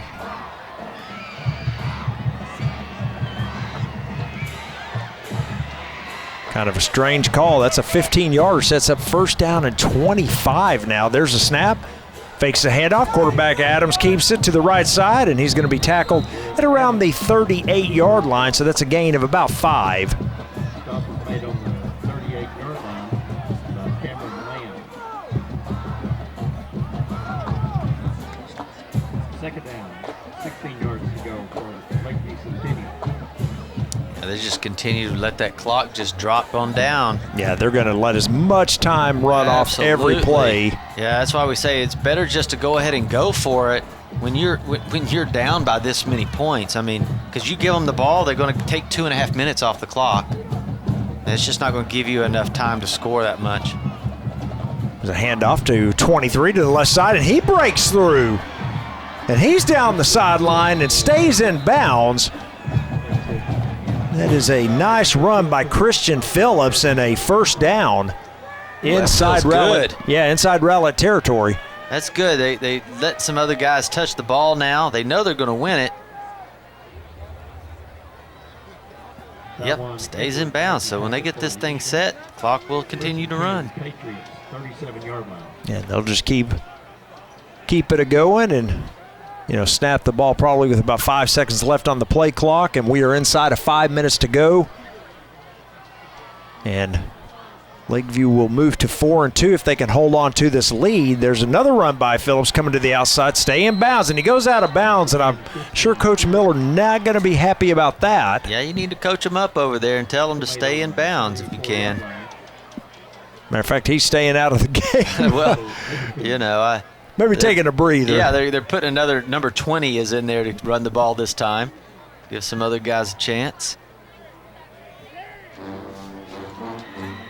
Boy, and certainly, things stay the same, stay like they are right now. This will be a big win for Lakeview, Bobby. Again, we've said they'll move to 4-2 in district play if they hold on to the win. And, of course, Rowlett would then drop to 4-2, and obviously Lakeview would hold the tiebreaker, so they would theoretically move into third place in district play if they hold on to the win here tonight. Well, they have a lot of younger players in there, like Zachariah Dunston just getting the ball right there. He's a sophomore, and I see a lot of the linemen coming into the game now, trying to figure out which side they want to play on. They're like, okay, do I line up at guard or tackle? Yep. Yo, you want me to snap it? I mean, they're all trying to figure out where they can play here and getting a lot of different guys the ball.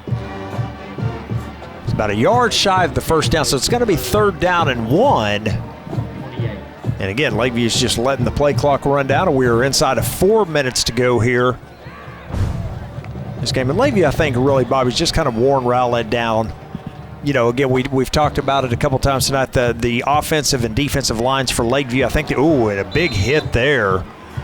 First down run by Zachariah Dunston, but boy, that was a big hit. Oh, yeah. I mean, he's skipping through there real nice. He's trying to find the hole. He's getting through there, but boy, this is a different, playing JV or whatever versus coming up here and getting hit by this guy. Boom! I mean, you got to stay low when you're coming through like that. I mean, you can scoot around, find the hole, but then once you go, you got to get low. So you can't take a shot up high like that. And big number 13, Darius Dunlap, with that big hit. Play clock down to 5 once again. Well, didn't Dunlap look like he'd been through some battles today? Yes, he does. His shirt's all tore up. Handoff up the middle again. Number 23, Christian Phillips. Short gain on the play.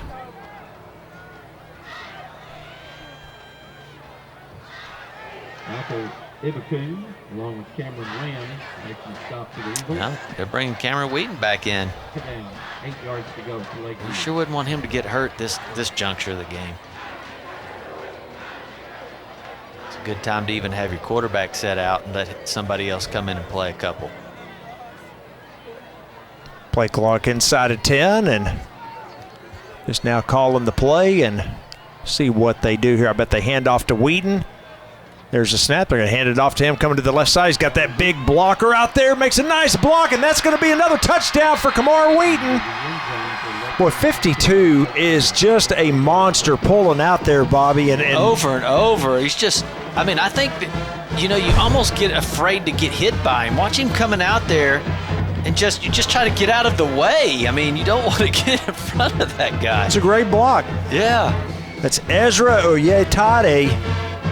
He's a 6'2", 280-pound offensive lineman, and Kamar Wheaton, there's his 4th touchdown of the game, and that, of course, will seal this one.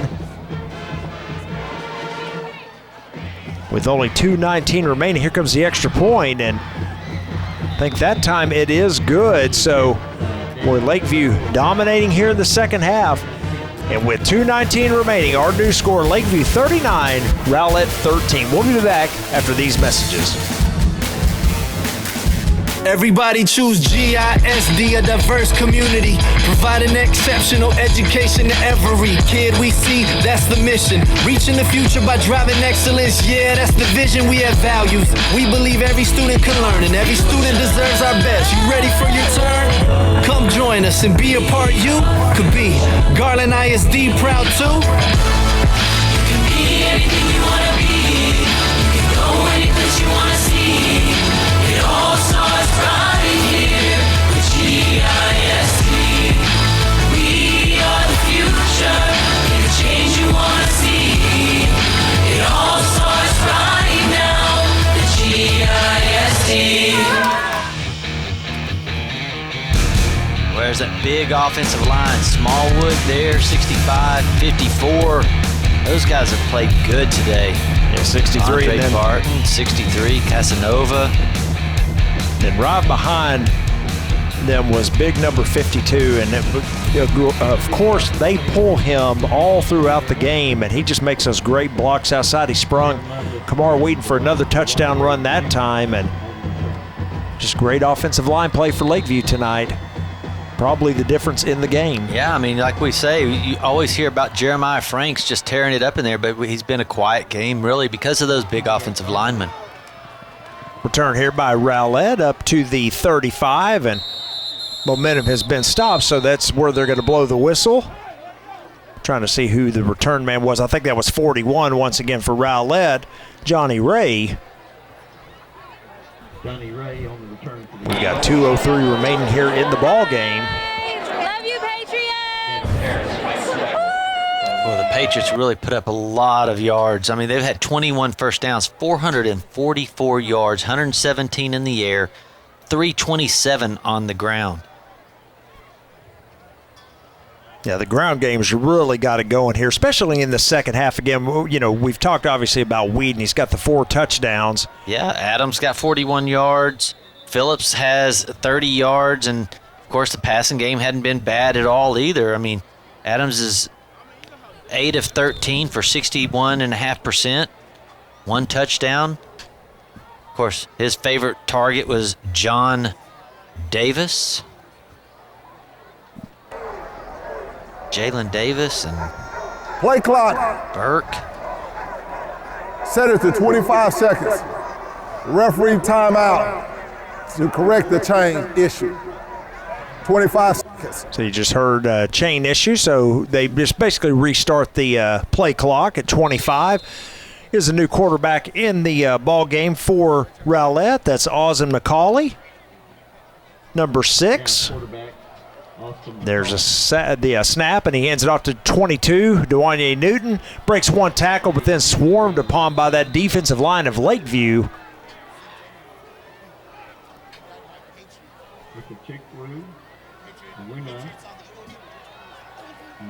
And look at Newton there, and talking with Yarborough.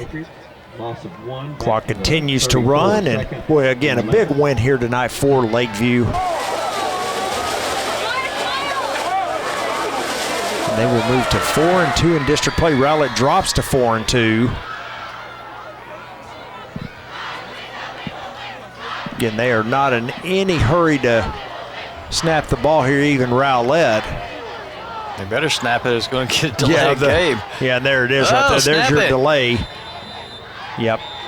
That will be a 5-yard penalty. No timeout call. Coach Stevens just ducks his head. It's been one of those kind of days. Have a delay game. Rowlett offense. 5 yards from the previous that has to get the ball, the play call in. It's not like the guys aren't getting set. They're waiting for the play call. And then he yells at them. I'm not sure I get all that, but it's a new quarterback in there. You should give him plenty of time. You give him a basic play and let him get his guys set. I mean, it's the second play in the game. Clock is started once again after the 5-yard penalty. We are inside of a minute to go. Here's a snap. The quarterback's just going to keep it himself up the middle and takes a pretty good pop by number 14 of the Patriots, Ja'Cory Tarver, who's had a big game tonight for Lakeview. And again, there's a look at your new quarterback on the field, number 6, Austin McCauley, as we mentioned. A good opportunity to look at these young quarterbacks to see maybe, who's going to be the quarterback of the future. You saw the junior in there for most of the game. Now McCauley's getting his shot, albeit just probably the last play right here. Barring a defensive penalty, there's a snap. Handoff goes to DeWanye Newton, still on his feet.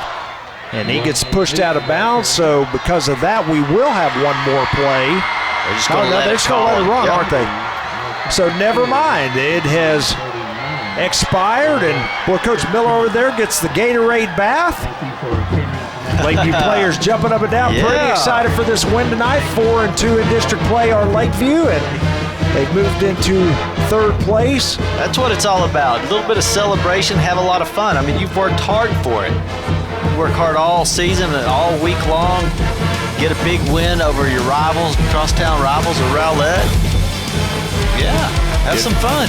Absolutely. So big win here tonight for the Lakeview Patriots, and boy, in dominating fashion, they pull this one off. Our final score, Lakeview 39, Rowlett 13. We'll see you next time on GRS TV. Enjoy the highlights.